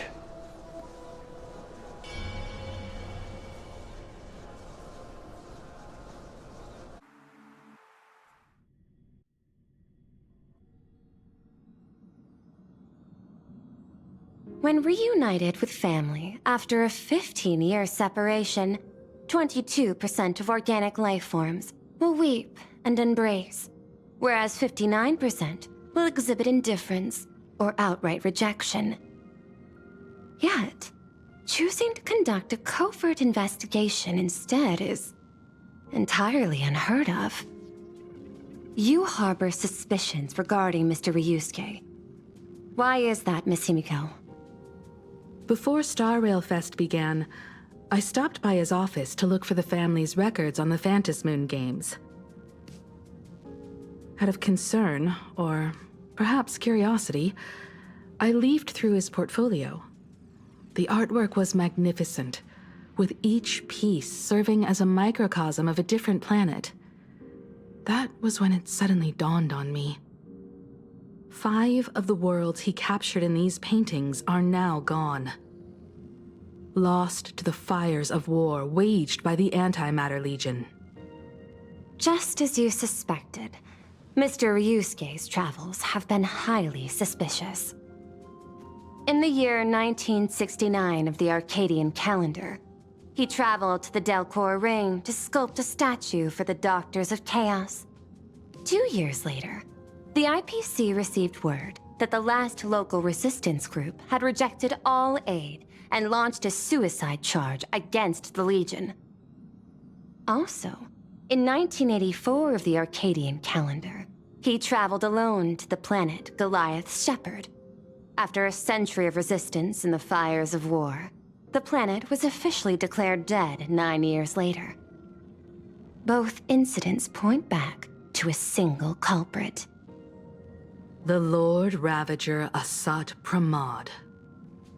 However, there is also evidence suggesting that Mr. Ryusuke was still in Plain Arcadia when Asat Pramod appeared. Additionally, the IPC recovered a commission he received. It read, "Please carve a trace of our lasting glory, just before the world meets its destruction." He accepted the commission, even though he knew the Legion had surrounded the planet? Legends of the Graphia clan abound within Plain Arcadia. To this day, many believe the Weathering Curse is a scar seared into your very bloodline from Graphia's struggle against the Legion. Conjecture. Mr. Ryusuke was tracking the demon from beyond. He likely believed that finding him was the key to breaking the Graphia clan's curse. Any other conjectures? There is another possibility. Please forgive me if this sounds out of line. There is a 52% probability that Mr. Ryusuke was being used by Asat Pramod. He might have even chosen to work for him. I'll have a word with him. I'll leave it in your hands, Miss Himiko. Dad? Do you have a minute to talk? I do. I'm 1000% free for you. What brings on this surprise call for your old man? I was worried you were too busy, so I didn't want to bother you these past few days. That Fulwish didn't hurt you, did she? Actually, what am I thinking? A mere herald of death is nothing to my Himeko. You probably handled her in no time. And that kid is something else too. I'm telling you, everyone at school is a huge fan of the Astral Express now. 15 years. The blood-stained games are finally over. And this time everyone survived. It's time we sat down and talked. Just as father and daughter. Huh? Am I dreaming? My little girl actually wants to have a real talk with her old man. Well, I don't care if I heard you wrong. I'm taking this to the bank. Praise the Astral Express. Praise Machiavelli. Give me 10 seconds. No, make it 8. Your old man is on his way. There's no need to rush like that. Love you, kiddo. I should have seen that coming. Himeko, open up. It's your dad. Himeko, come over. Tell me more about this.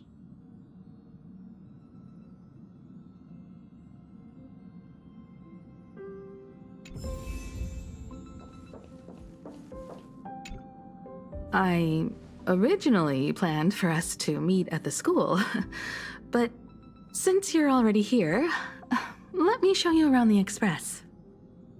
Oh, I would love that. I was in such a rush last time. I really want to get a good look at the place where you spent the last 15 years. Who could have imagined it? The thing that connects this nearly infinite universe is not some distant godlike sheephead, but a single express. I have met many artists who dreamed of boarding the Express just to get a closer look at the legacy of trailblazing. So I am curious, how will the great artist Ryusuke evaluate it? Me? Well, I'll give it my all. I was only joking. There's no need to be so serious. There's actually so much interesting stuff on this express.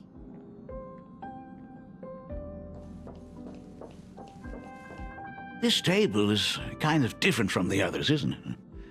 I mean, they all look alike, but this one doesn't seem authentic. A lot of old furniture was destroyed when the Express crashed. Pom-Pom and I spent quite some time picking the right replacements.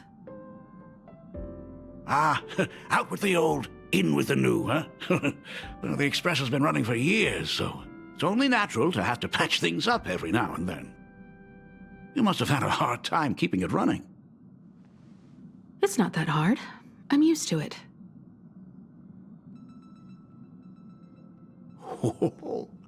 Just as I thought. The Astral Express looks amazing inside. These chandeliers. The designer used the skeleton of a void song whale as a reference. They say it's been here since Dolly's days on the Express. It catches the eye of many people who board. But the light seems a bit dim in here, doesn't it? It's always been this way. Oh, well, have you tried swapping in a polarized conductor? Or rinsing the light units in an alkaline solution? Are you an artist or an electrician, Dad? I am just speaking from experience. Don't forget, your dad was once the one who set up all the lighting in those classrooms. Is it there? Oh, let me see. It's bigger on the inside. Oh, the phonograph also has music from all sorts of worlds, just like the versions I've heard before. Oh, it's a shame I didn't get to see the legendary infinite ice cream machine. Dad, you actually believe something like that exists? I thought only kids would fall for it. A long, long time ago, such a thing did exist on the Express. When the express passed the desert planet Talon, Granholm left the machine there. Now, it has become a popsicle planet. Conductor! Long time no see. Your fur looks a lot smoother than last time. Really? Thank you very much.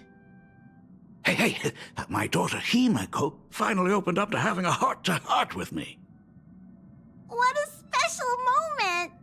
Pom-Pom will leave you to it then. They say family is one of the most precious treasures. Pom-Pom believes we should cherish them. See? I told you. This time, Dad wins. Oh, Himeko, you may be a fully capable navigator now, but sometimes experience still beats youth.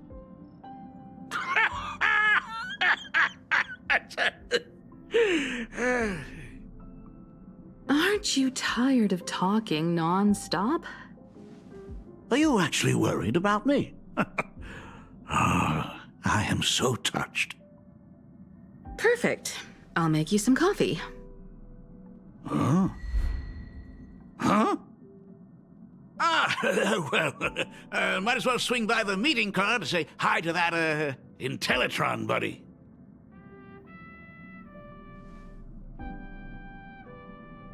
Pom-Pom finds Himeko's father very easygoing. Himeko, come on. Let's walk together.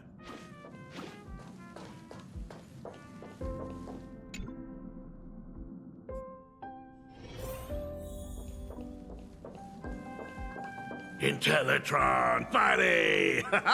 Long time no... Rumor has it that the drinks in the World's End Tavern are all brewed from jokes. Since we are in plain Arcadia, any single joke before a drink would be second to none. Since there is only a single joke, it is quite literally second to none. Mr. Ryusuke, the tension detected in your micro-expressions has increased by 33% since our last encounter. Oh, nonsense. Himeko is brewing up a cup of coffee just for me. Is there anything in the world more wonderful than that? A cup of hot coffee right before the end. This must be what they mean by life is short and bitter. Huh. Well, now I see why they call you Shush. Well, since I'm still among the living, let me tell you a joke for a change. A long time ago, there was a truly terrible nameless. They snuck aboard as a passenger, seeking a certain answer. Now, one day, they ordered a drink from a service robot on the express and told it a joke. A long time ago, there was a truly terrible nameless. They snuck aboard as a passenger seeking a certain answer. I have retrieved the same joke from the archived logs. It is indexed under the title, An Unfunny Joke. But did you know, the first time the robot heard that joke, it laughed with pure joy. Don't go filling Shush with nonsense. Its database is already enough of a mess. Dad, here's your coffee. This cup is huge. Himeko, tell me, are you still holding a grudge against me? What are you talking about? Now drink up while it's still hot. Analyzing components. Results show coffee concentrate, Heldoran butterfly scales, a species of fish from a gas giant, trace amounts of iron particles, and various other unknown substances. Mr. Shush, you must be exhausted after telling all those cool jokes. How about a nice hot cup of coffee to warm you up, huh? My inspiration circuit is vibrating. My radar indicates that the conductor requires my immediate assistance. Good luck, Mr. Ryusuke.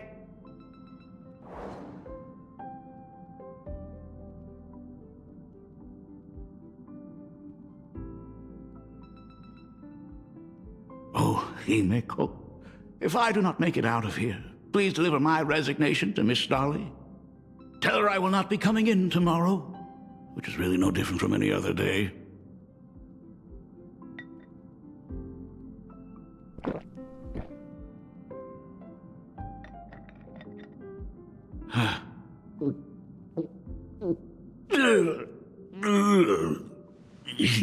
The coffee tastes like heaven. Oh, want another cup?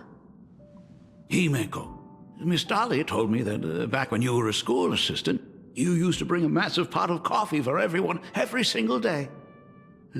They still talk about it to this day. It would be selfish of me to keep this all for myself. I simply must bring some back for the other teachers to sample. I am afraid it will be long cold by the time you get it to them. But as you said, it is time for us to head to the school. We must return to the source of all these tragedies and put an end to the blood-stained games. Are you truly ready to say your goodbyes? We can stay a little longer if you like. We still have plenty of time. We should go now. I have been ready for 15 years.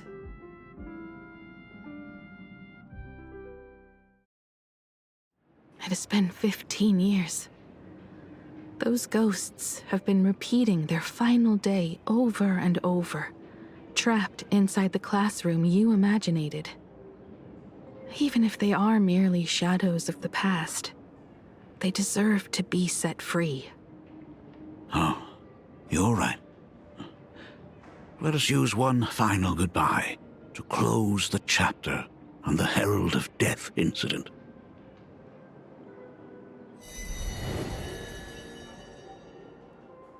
Senior, you are back! We're all waiting for you. Sorry I'm late, everyone. It's okay.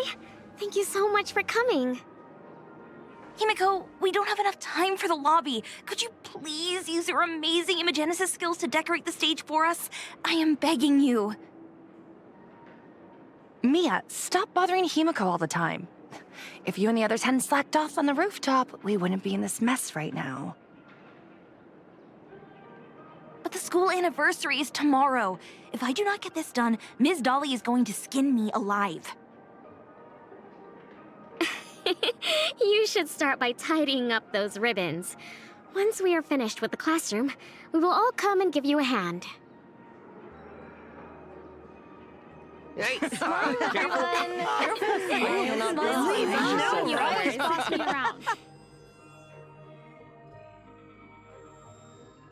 Wait, did you hear that? It's him. He's back again. Everyone, hide! Don't let them find us! Run, Senior! The Herald of Death is back! Don't be afraid, Belle. I'm here. No more running away. We don't have to face any Herald of Death anymore. Really? When have I ever led you astray? Look, even the Dean has arrived. Let us run through the anniversary program one last time. Right now? But we still have so much left to do. The decorations are nowhere near finished. Oh, it is all right. We have plenty of time. This sunset will linger for a very long while. Just long enough for us to finish our celebration. I hereby declare that the Graphia Academy anniversary and the graduation ceremony of 1984 has officially begun. Since the other grades are not with us today, we shall keep the proceedings simple. According to our school motto, every student must truly understand their purpose before they depart from these grounds. Students, have you all discovered who you wish to become? Why so serious? It's only a rehearsal. Well, in that case, I'm going to be an artist. And not just any artist. I will be even better than you, Senior. I plan to study at the Intelligentsia Guild. I want to learn how to create even more interesting Imaginae. I want to study cinematography and become a director. I want to capture every single moment of happiness in the Arcadia. I hope that in 10 or even 20 years, you will all still hold these dreams close to your hearts. And now, please welcome our distinguished graduate representative, Himeko, to the stage to offer her final blessing to the graduating class. Our senior is doing this? That doesn't happen a lot. Himeko? Are you nervous? Relax. Give us a smile. I do not know what to say on an occasion like this. All I know is that this is a comfort the living leave for themselves. But take that step forward. Go and embrace tomorrow. Become someone that the person you are today would be proud of. Congratulations to the class of 1984. Senior, don't miss us too much. Himeko, see you around. Himeko, what's with the sad face? It's not like we'll never see each other again. Farewell. Belle, Fulwish, Mia. Safe travels, everyone. 15 years. The blood-stained games that altered the course of so many lives have finally come to an end. If only I had not lost myself in my own grief. If only I had looked after that child properly. Perhaps everything would have been different. It was not only the herald of death that pushed her towards that abyss. Fulwish said that it took Plain Arcadia 15 whole years to kill her. Will this world ever get better, Dad? I don't know, but I'm willing to believe in it.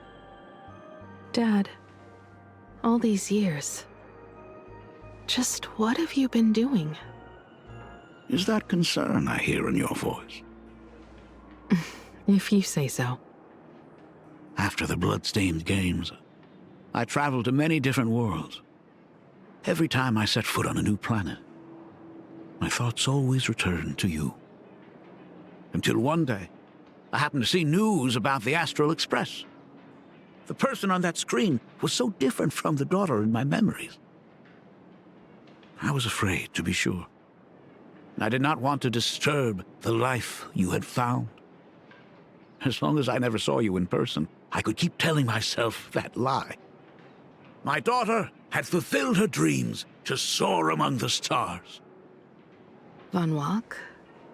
Owenly? New Londinium? Step by step, I made my way into the very bedtime stories you used to tell me. Were they beautiful? In this vast universe, nothing holds more beauty than the lands en route, yet to be reached. You may have been a poor excuse for a father, but even so, thank you for setting me on this trailblazing path. Same here. Thank you for fighting so hard to be here alive. It's still early, huh? Let's have a walk around the campus. I have something very important to tell you. But it can wait. Something very important? No. Give me just a moment to gather my thoughts.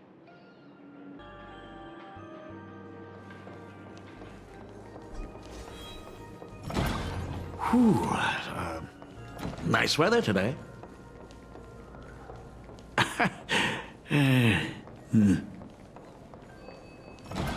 Let's go downstairs.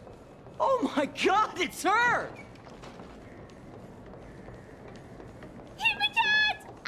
Oh my gosh, I'm such a huge fan of yours!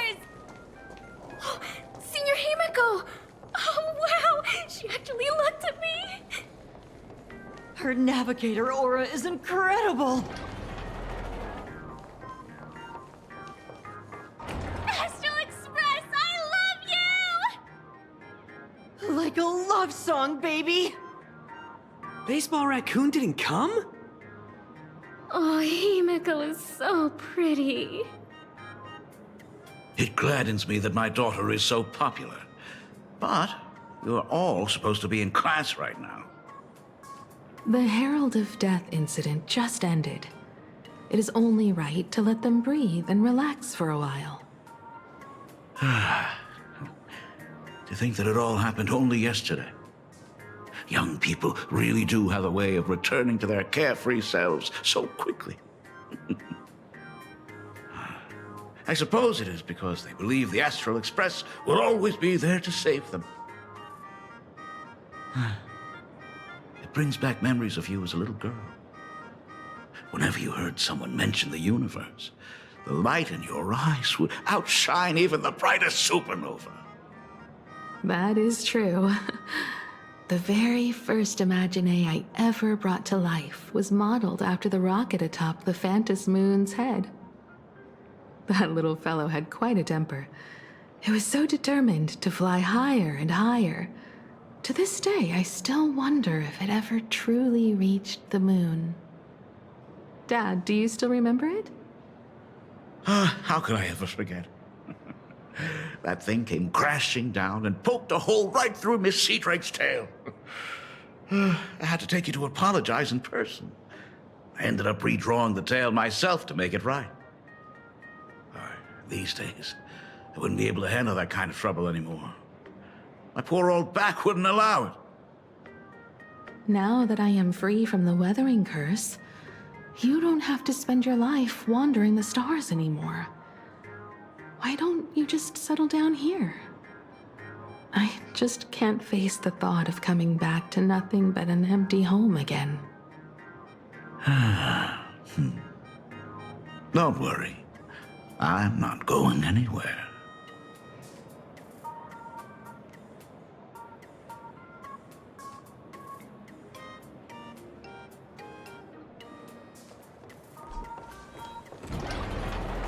The Imagenesis classroom is ahead. Ms. Dolly? I never noticed it before, but on closer inspection, this classroom is so much bigger than it used to be. It must be because of that incident. As the culprit behind it all, you haven't forgotten, have you? Of course. Well, since I couldn't get you onto the real Astral Express back then, I figured drawing you a substitute instead would be easy enough. The principal himself imaginated an express and went tearing across the campus with his daughter in tow. It even made the front page of the Dual-Mention City News back then. Looking back, you were always such a bright and spirited girl. Which is why I encouraged you to reach for the stars. And when the weathering curse took hold, did that dream only end up weighing you down? If it weren't for those dreams you gave me, I wouldn't be the person I am today. I'll never forget.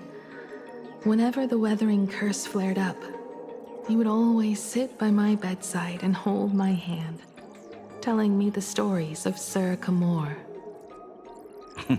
That was always your favorite. Whenever your fever refused to break, you would cling to my sleeve and just wouldn't let go. So, I would start from the moment Sir Camor invented the diving device, and go all the way to the second voyage of the interstellar explorers. Like clockwork, right about then, you would close your eyes and drift off to sleep. Yeah, that was the first story you ever told me.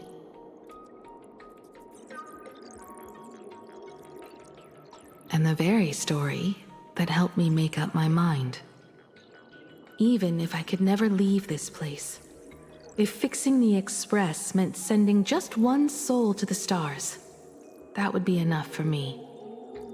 Yet before I knew it, I'd already traveled far beyond anything I ever imagined as a child. I think I understand how you felt back then. Perhaps one day, I'll set down my duties as the navigator and come back to this place too. What about the Astral Express?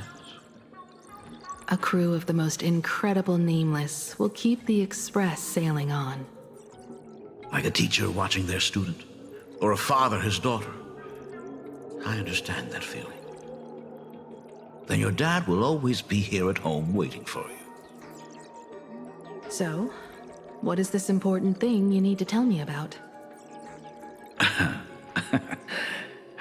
Yeah. That important thing. Dad, are you hiding something from me? I knew I couldn't hide it for long, Himiko. I am sick.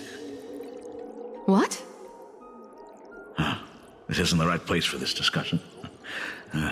Let's go to my office.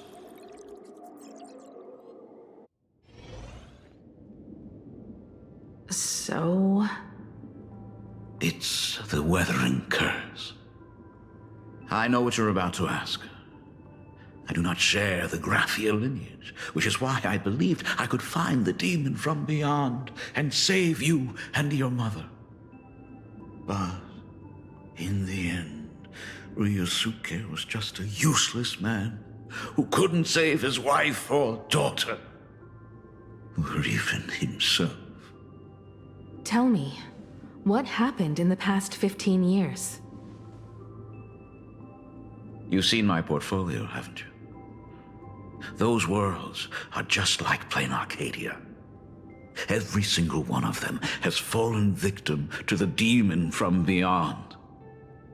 In those places, luck is a very real thing, and the demon from beyond can manipulate misfortune.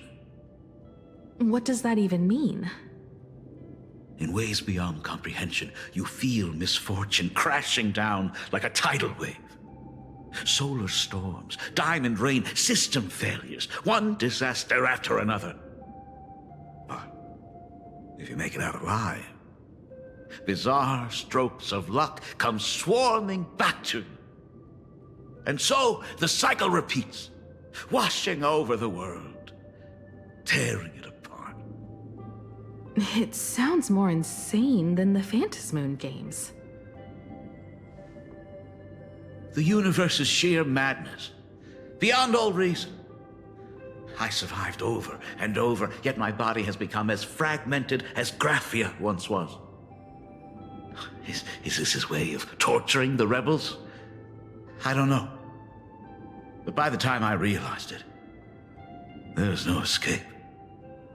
Why didn't you tell me earlier? I could have reached out to the IPC's doctors. It's no use. I've been chasing after him my whole life. I know him better than you do. Himiko, remember when you first learned to paint? I told you then why we must paint the beauty that we see. Because the ugly, the despicable, and the cowardly, they endure forever through evasion, like beasts driven by survival. Beauty remains ever fleeting. Just as heroes find their end in sacrifice, and stars dissolve after they shine, humans have surpassed their animal nature. We face our pain and our end to win a dignity that the vast universe cannot ignore. So we must capture what is noble and bright to show that such things truly lived. As for the barbaric and the low, they will endure regardless, needing no witness to their existence. But Himiko, you are no longer the one who paints. You have become the very splendor that I strive to capture. Fate works in mysterious ways. I'm so glad to see you once more in my final moments, watching you fulfill your childhood dream. You are standing before me as the navigator of the Astral Express. I should have come back earlier. I'm so sorry. I am the one who came back too late. I've thought about it 1,000 times. On that final night of the bloodstained games, if only someone had been there to sit by your side.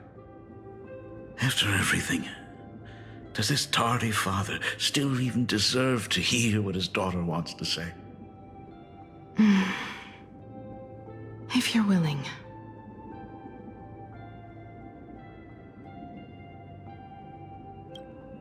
Thank you, Akiveli. Thank you, Himeko. All of this happened after you went away.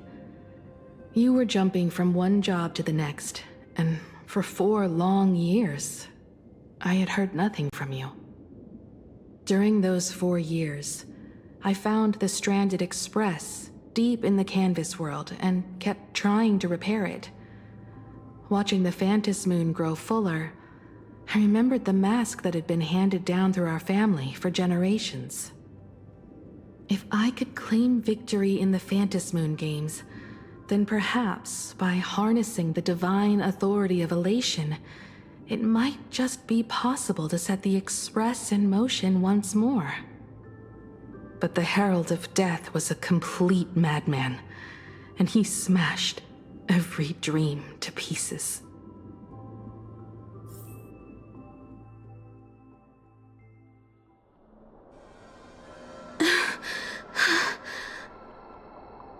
These bloodstains. The Herald of Death is heading to Dovebrook. He's already killed so many people. When will it be enough? Himeko, are you afraid? You're asking if I'm afraid? Of course I am. After seeing all that carnage along the way. Belle, Mia, everyone was splattered everywhere. Like spray paint. Twisted and crushed. They watched themselves turn into... while they were still alive. But Himeko, I'm here for you. I'm okay. I'm fine. If I don't stop him right here and win the Phantom Moon games, there will be no tomorrow for anyone, let alone a new journey for the Astral Express. And someone needs to avenge those students at the Academy. That is not your responsibility. If you are afraid, let me handle it. I know hunting down the Herald of Death isn't my responsibility. If I turn around and walk away, no one will blame me. But I am already here. I can't let him get away. Yeah, I'm not really scared anymore, really. Warning, warning. Rogue supplicant has entered Dovebrook District. The suppression squad sent by the Department of Aberration Defense. They're all gone. All units must completely wiped out. From the surrounding area I struggled through the pain as the Herald of Death dragged and smeared them across the ground. But these stains... Is he really so far gone that he's using himself as paint? Even so, he still managed to break through the blockade ahead. That's terrifying. To take down a monster like him, you need a single perfect strike. Overwhelm him before he can even react. I think I've got it. But first, I need to buy some time. Let me handle that for you. All right, but buying time is easier said than done. It's too narrow here. We need more room. The best bet is to pin the Herald down on that bridge. I'll take all the wish power I've gathered since the Phantom Moon became full, and use it as fuel to paint it into existence. The sheer destructive force unleashed from creating a massive object will break him and leave him completely incapacitated. But by doing this, even if we defeat him, you would be giving up any hope of winning the Phantas Moon Games. Yeah. By burning all the wish power, I will be forfeiting my victory. But even if I did win the games and restart the Express, what would happen to this city? To my friends, my teachers, and everyone else? Where would they have left to go? To set the Express in motion with Aha's power, while standing by as innocent people are slaughtered by monsters? To soar into the stars while turning a deaf ear to the screams on the ground? Someone who does that has no right to call themselves a nameless. I knew I should have stuffed an orbital cannon or a molecular saw into the case, using that bigger on the inside Trailblaze tech, just like the Astral Express. Remember that for the future, then. Right. When this is all over, I will have to give it a try. Another body. Black Birch. Guess he was after the Herald as well. Black Birch, the masked fool? The one who turned Gotham City upside down not long ago? Only 2 supplicants are left in the games now. In other words, we are the last hope for victory over him. Just like those legends I grew up with. A hero confronting a monster to protect everyone. Now that responsibility falls to me. I will take him down. After that, I will repair the Express myself and see it fly over the horizon and break out of the atmosphere. What a beautiful sight that will be. Then consider this the first world to be saved before the journey on the Express begins. The very first stop, then? It'll certainly be quite memorable. The stench. It's about time.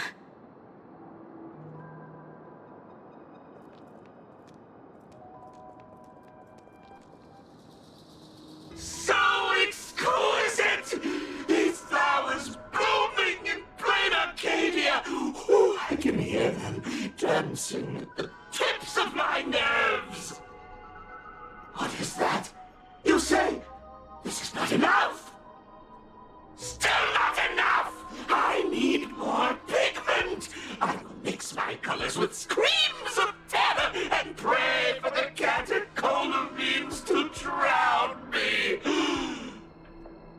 Department head, I shall show you the error of your ways! This flesh is the culmination of life! Its own kin is right here!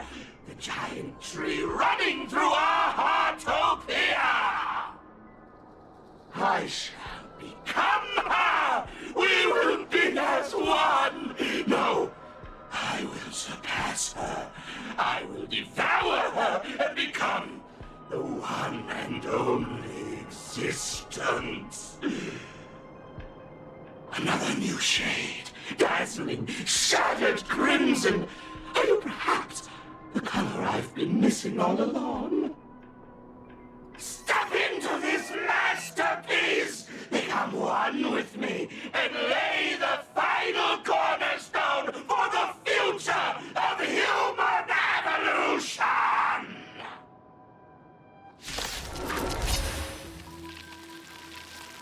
Stop right there. So, you actually conquered the Herald of Death and set the Astral Express in motion once more at the end of the blood-stained games. Hinako, I believe in your bravery. When confronted by death, you will undoubtedly choose to resist. But you were so frail and sickly. How could you possibly defeat the Herald of Death who slaughtered every single supplicant? And how could you hope to repair such a massive, stranded express? Well, the answer is clear. It would be impossible for you. That is, unless you had another person helping you. Don't deny it yet. I've been tested by you enough along the way. So now, give your father a little room to breathe. While I was gathering your belongings, I found some of the manuscripts you left behind. There were 2 distinct sets of handwriting upon those pages. Every trace in that house proves that 2 people once shared a life there. Legend says that during the Canvas Age, the grand artist Whitebow painted his late daughter onto a scroll and breathed life into her. Suppose, just suppose, that my brilliant daughter created a likeness of herself, a self-portrait so perfect that it breathed and moved with her. If that is the truth, then every mystery is explained. During that night of the blood-stained games, a girl at death's door and an imagination she created followed the trail of the Herald of Death all the way to Dovebrook. As a monster bearing Shuhu's flesh and a supplicant lost to madness, Marcus Antali defeated the pair before him without lifting a finger. Driven by pure instinct, he slowly closed in on them. He intended to use their very lives as pigment to paint a new bloody bloom. Little did he know that he was walking straight into a trap of their design. The moment he drew near, a massive iron fist was imaginated from the sky above. It crashed down and crushed him to dust. It was the night of July 22nd, 1984, of the Arcadian calendar. A colossal shockwave radiating from Dovebrook District shook the earth. As the dust settled, a strange urban legend found its way into every corner of the world. Over 10,000 sightings reported a giant arm descending from the sky that evening. In the hours that followed, the Department of Aberration Defense confirmed that the Herald of Death was completely incapacitated. Theories were endless. Was it a divine act by Aha? Or a weapon built by the IPC? No one knew for sure.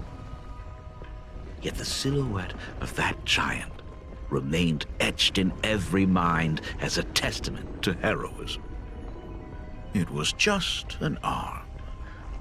Yet beneath the brush of a girl who yearned for the stars, it became an extension of humanity's reach.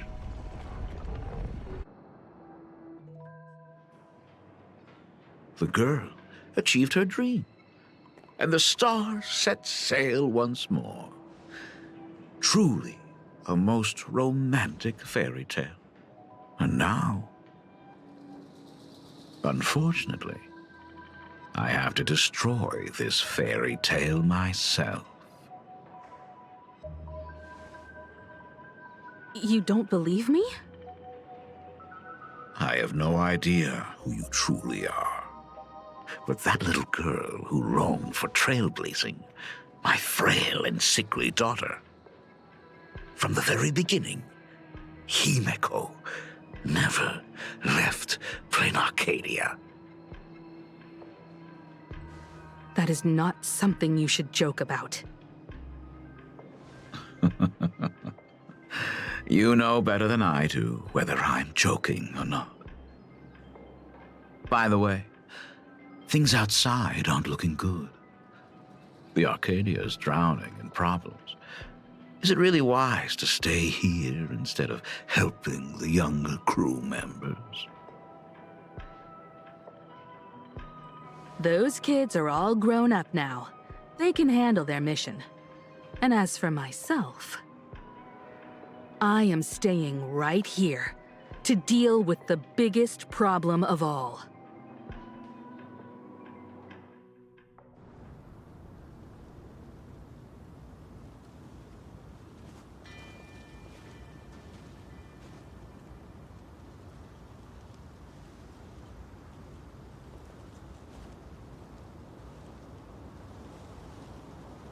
Are you intending to stay here until the outcome is revealed?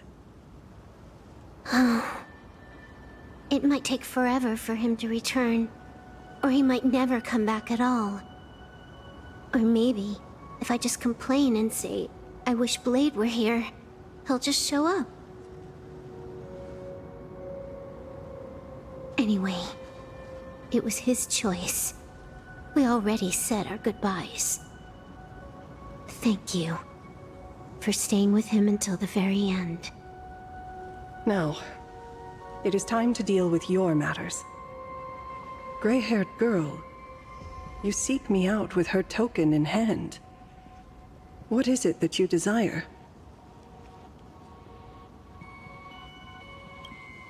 I don't quite follow. Our first meeting was just before we took the boat here. I only answered the call of wish power because of that mask. The one painted by Evanescia. Without it, I would not be here. So, who is this me you speak of? Me, of course. Not you again. A meanie will always be a meanie.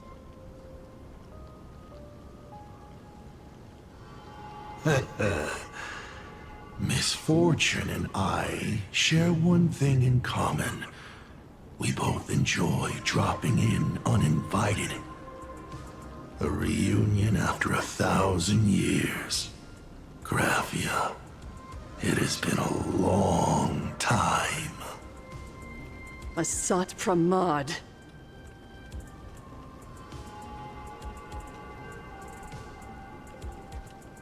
Back at Ingford Hermitage, what you heard was only half the story. 1,000 years ago, amidst the ruins of Ahatopia, I found a baby girl on the verge of death. Her cold, lifeless body reminded me of the legend of Elation. Aha heard an infant cry and burst into laughter. Too bad I never did get the joke. So I came up with a much better one. I infused that child with the power of destruction, giving her the rebirth of a Void Ranger. I taught her to paint her monstrous beasts using the life of the veracity as pigment, all to carry out the Legion's divine will. Graphia, your name was your commission, to paint the world and carve a trace of our lasting glory, just before the world meets its destruction. You were doing so well, right up until you saw that express crash. It gave you ideas, Graphia. Unrealistic, foolish ideas. Since that day, I have had nothing to do with you or your destruction. Your failure began the moment you tried to destroy the Express. All you did was turn the spirit of the Nameless into a rallying cry for rebellion. I took the power you forced upon me and used it to save the innocent. You commanded me to record the end of worlds, but instead, I created a sanctuary. So, You think putting on a human mask makes you one of the Trailblazers. How amusing. Look at yourselves. That weathering curse is still eating away at you and your kin. It is the inescapable price for being a child of destruction who dares to betray her fate. World and canvas, a total disaster, yet you still try to dress it up as a victory. Do you know why I haven't spared Ahatopia a single glance for an entire millennium? Because you bore me. But now, things have changed. Someone far more interesting than you has returned. And unlike you, she is the real deal. A genuine nameless. That is why I have returned. Simply to tell you all this. Himiko? I've had my fill of this drama. Now, I'm dying to see how your face handles my fist. For 1,000 years, I have painted them over and over again. Every innocent life you extinguished during the Sind Earth Age. Tell me, Asat Pramad, are you prepared to face their fury? I have more important things to do than linger here.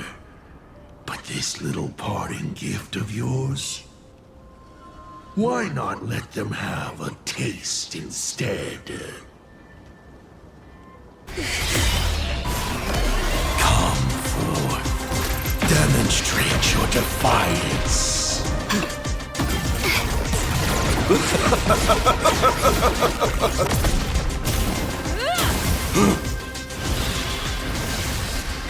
Is it over? Watch out! Pity. Such a clean strike.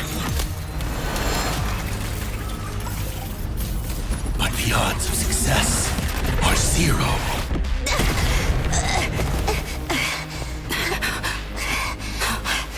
The restraint check failed? A 1 in 10,000 chance. The moment I cast the dice, the outcome is fixed. Remove the mask, protagonist. It doesn't suit you. As for you, your end is decided. Farewell. Sorry. I have failed. Minions of destruction! I will drive you all from this world! We must force her back to her senses. Unlimited firepower! Fury of the dead! Do we have to go full force? Of course not. That is exactly what that Mimi wants. All eyes are on you! Wiped him out. Fiends or devils, I'll crush them all! Best of luck! An explosive start! All martial arts! Our might command! All for the thrill! Devour offspring! Fight for me!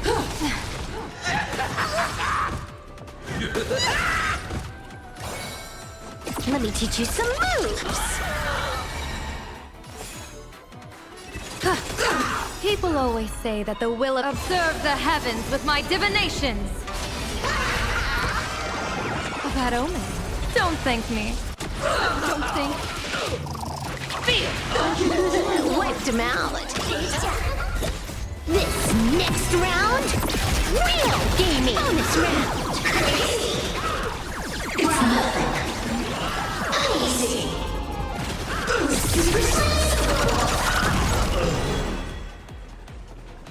Get there! It's nothing. Hilarious!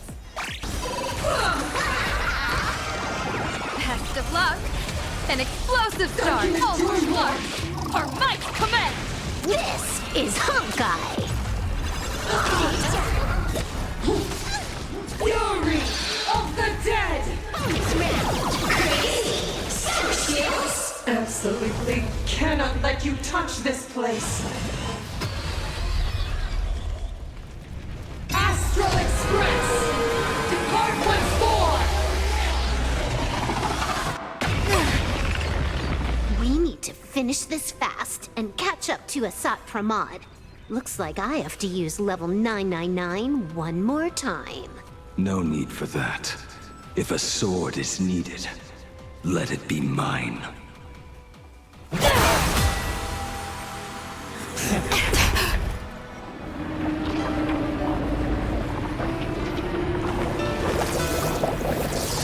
Have you thought it through? What defines a blade?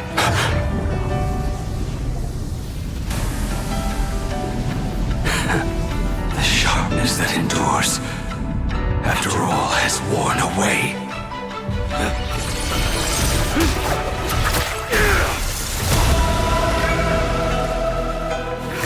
I shall take veracity as my forge, and abundance as my iron.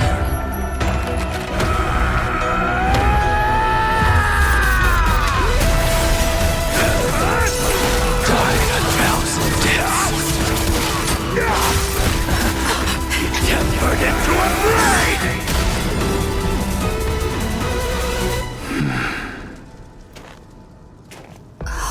What? Not even a welcome back? You will serve as the tempering fire! No way! Blade! You answered my prayers! 1 in 10 chance of survival. I choose to survive.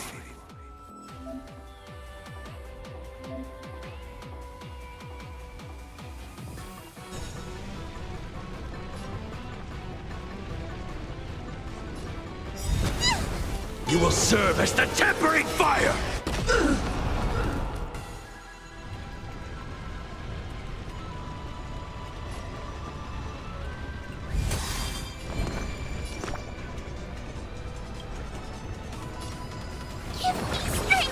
Thanks. Now I can go another fight. Fiends or devils, I'll crush them all!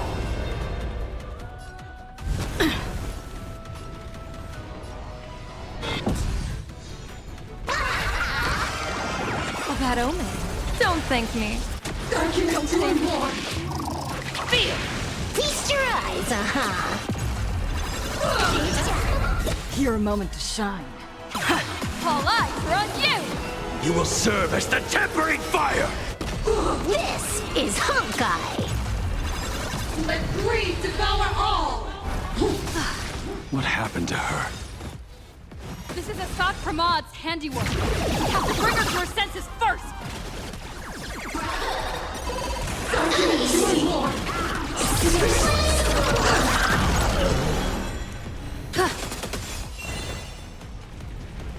Get them!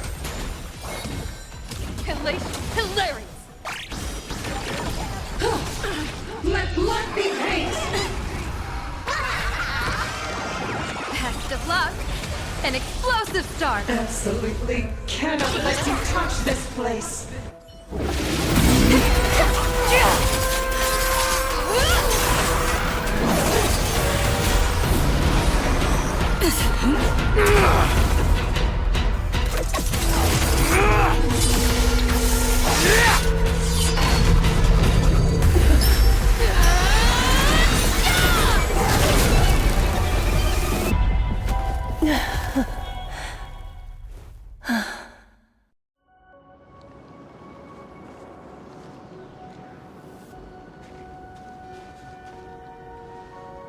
I hope I am not too late. Are you kidding? Your timing is impeccable, Blady. But isn't this a bit much? How did you even change outfits? What happened down there? I used the Leviathan's maw to imprison Shuhu. But that doesn't matter. What matters is that you made it out alive and got the job done. Not yet. I have made a decision. This time, I will stay and become a supplicant. I am joining the Phantas Moon Games.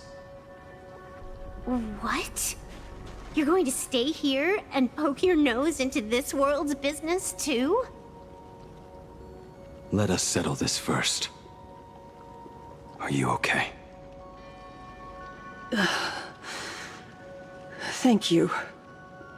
All of you.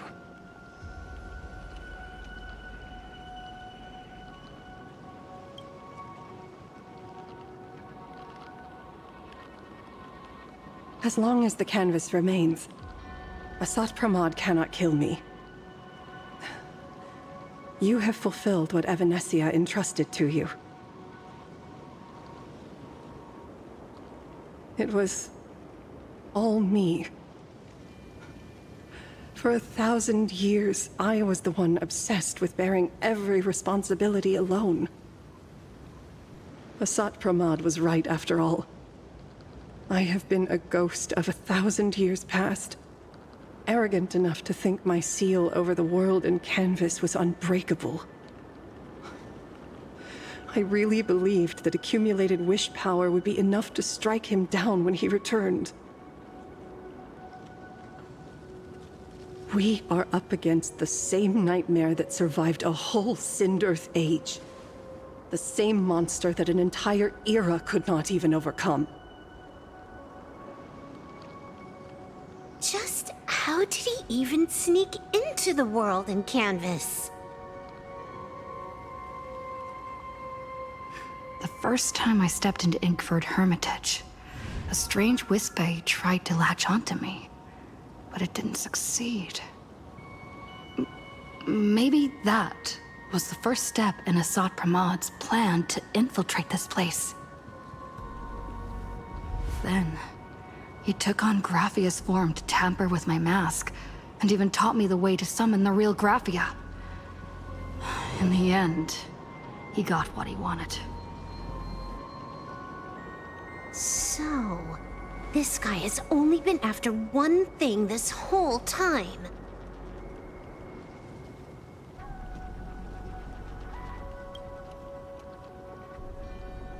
And to awaken the husk of the veracity, we need to leave this place as soon as possible. The giant maw that swallowed me is starting to stir. But he mentioned he had something more important to do. What is that even supposed to mean? He has so much on his plate, no way he can split himself into pieces and handle everything at once, right? 1,000 years ago, the demon lord from beyond invaded Ahatopia. The power he unleashed was beyond all comprehension. He could appear in places thousands of miles apart at the exact same time, as if he possessed countless incarnations. What? He said he was meeting a genuine nameless. Himiko! She's in trouble!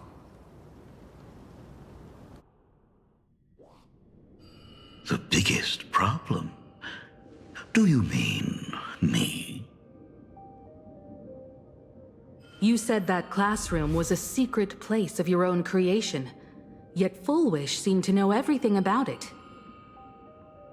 You are far too familiar with the Express, yet there is no way my father could have ever set foot on it. And another thing, when we first met up earlier, you said it had been 15 years. But my father clearly left much earlier than that. Your story is riddled with holes. Or rather, you never even intended to pretend. You are the only person I can never seem to lie to. And about that last point, it was just a slip of the tongue. Stop this pathetic act. You are not him. You who dare to impersonate my father. Show your true self. It seems our pleasant little father-daughter chat has come to an end. Buying time, keeping me pinned down. Oh, you played your part well along the way. If I proved to be more dangerous than anticipated, you would be right there to shield your companions. But, Navigator, you still overlooked one possibility. The most fatal one of all. Why don't you try to guess at what exact point did I take Ryusuke's place?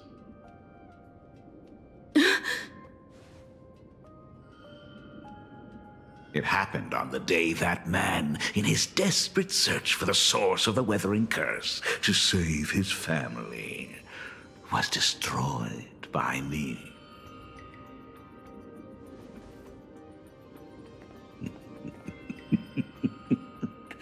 That year, Himeko was 6.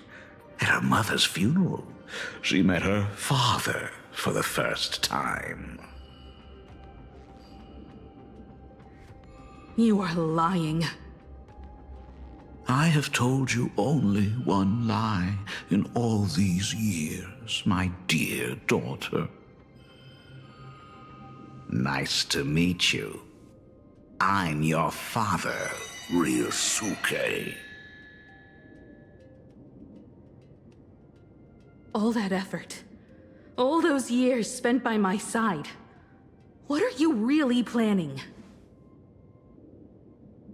Even I find it hard to tell what goes on in this head of mine sometimes. But now, as I look at your face, at that exquisite expression, it all makes sense. I had so much fun playing a father. And the best part, that was not even the most fun I have had today. Hey, can you hear me? Someone who looks like a Supremod just showed up at the tavern. We are under attack by Assad Pramet. Dan Heng and I will do everything we can to cover Yao Guang. I've played along this far, so why not make it interesting? Let us add a dash of red to our little opening act. You have proven your theory by tearing off the mask of Ryusuke. As a courtesy, it's now time to strip away your disguise. The ugliest lie of the Trailblaze. The truth that has been hidden for 15 years.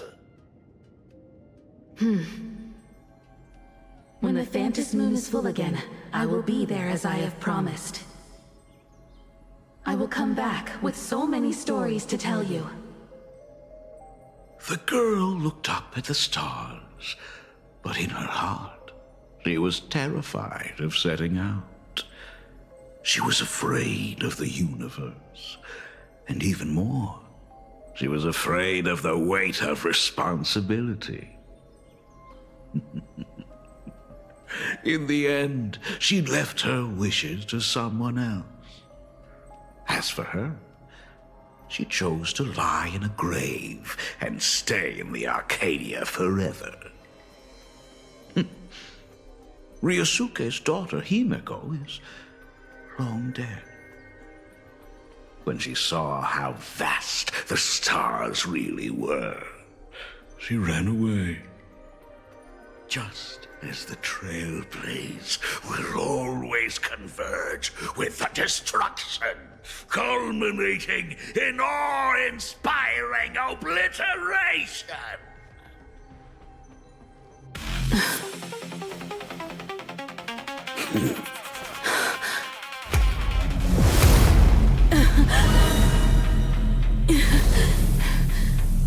So, you really are a fake. Right back at you.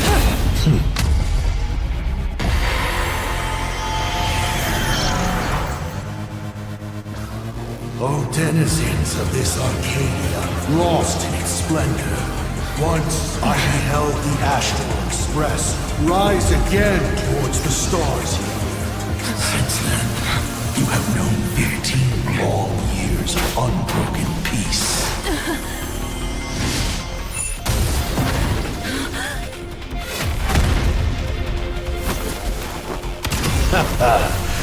It's been a while, old friend.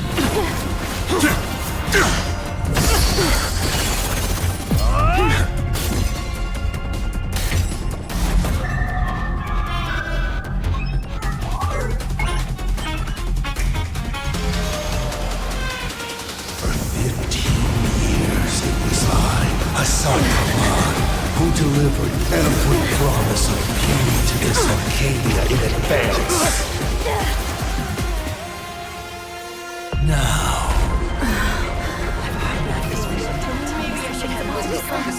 Please indulge in these long overdue surprises.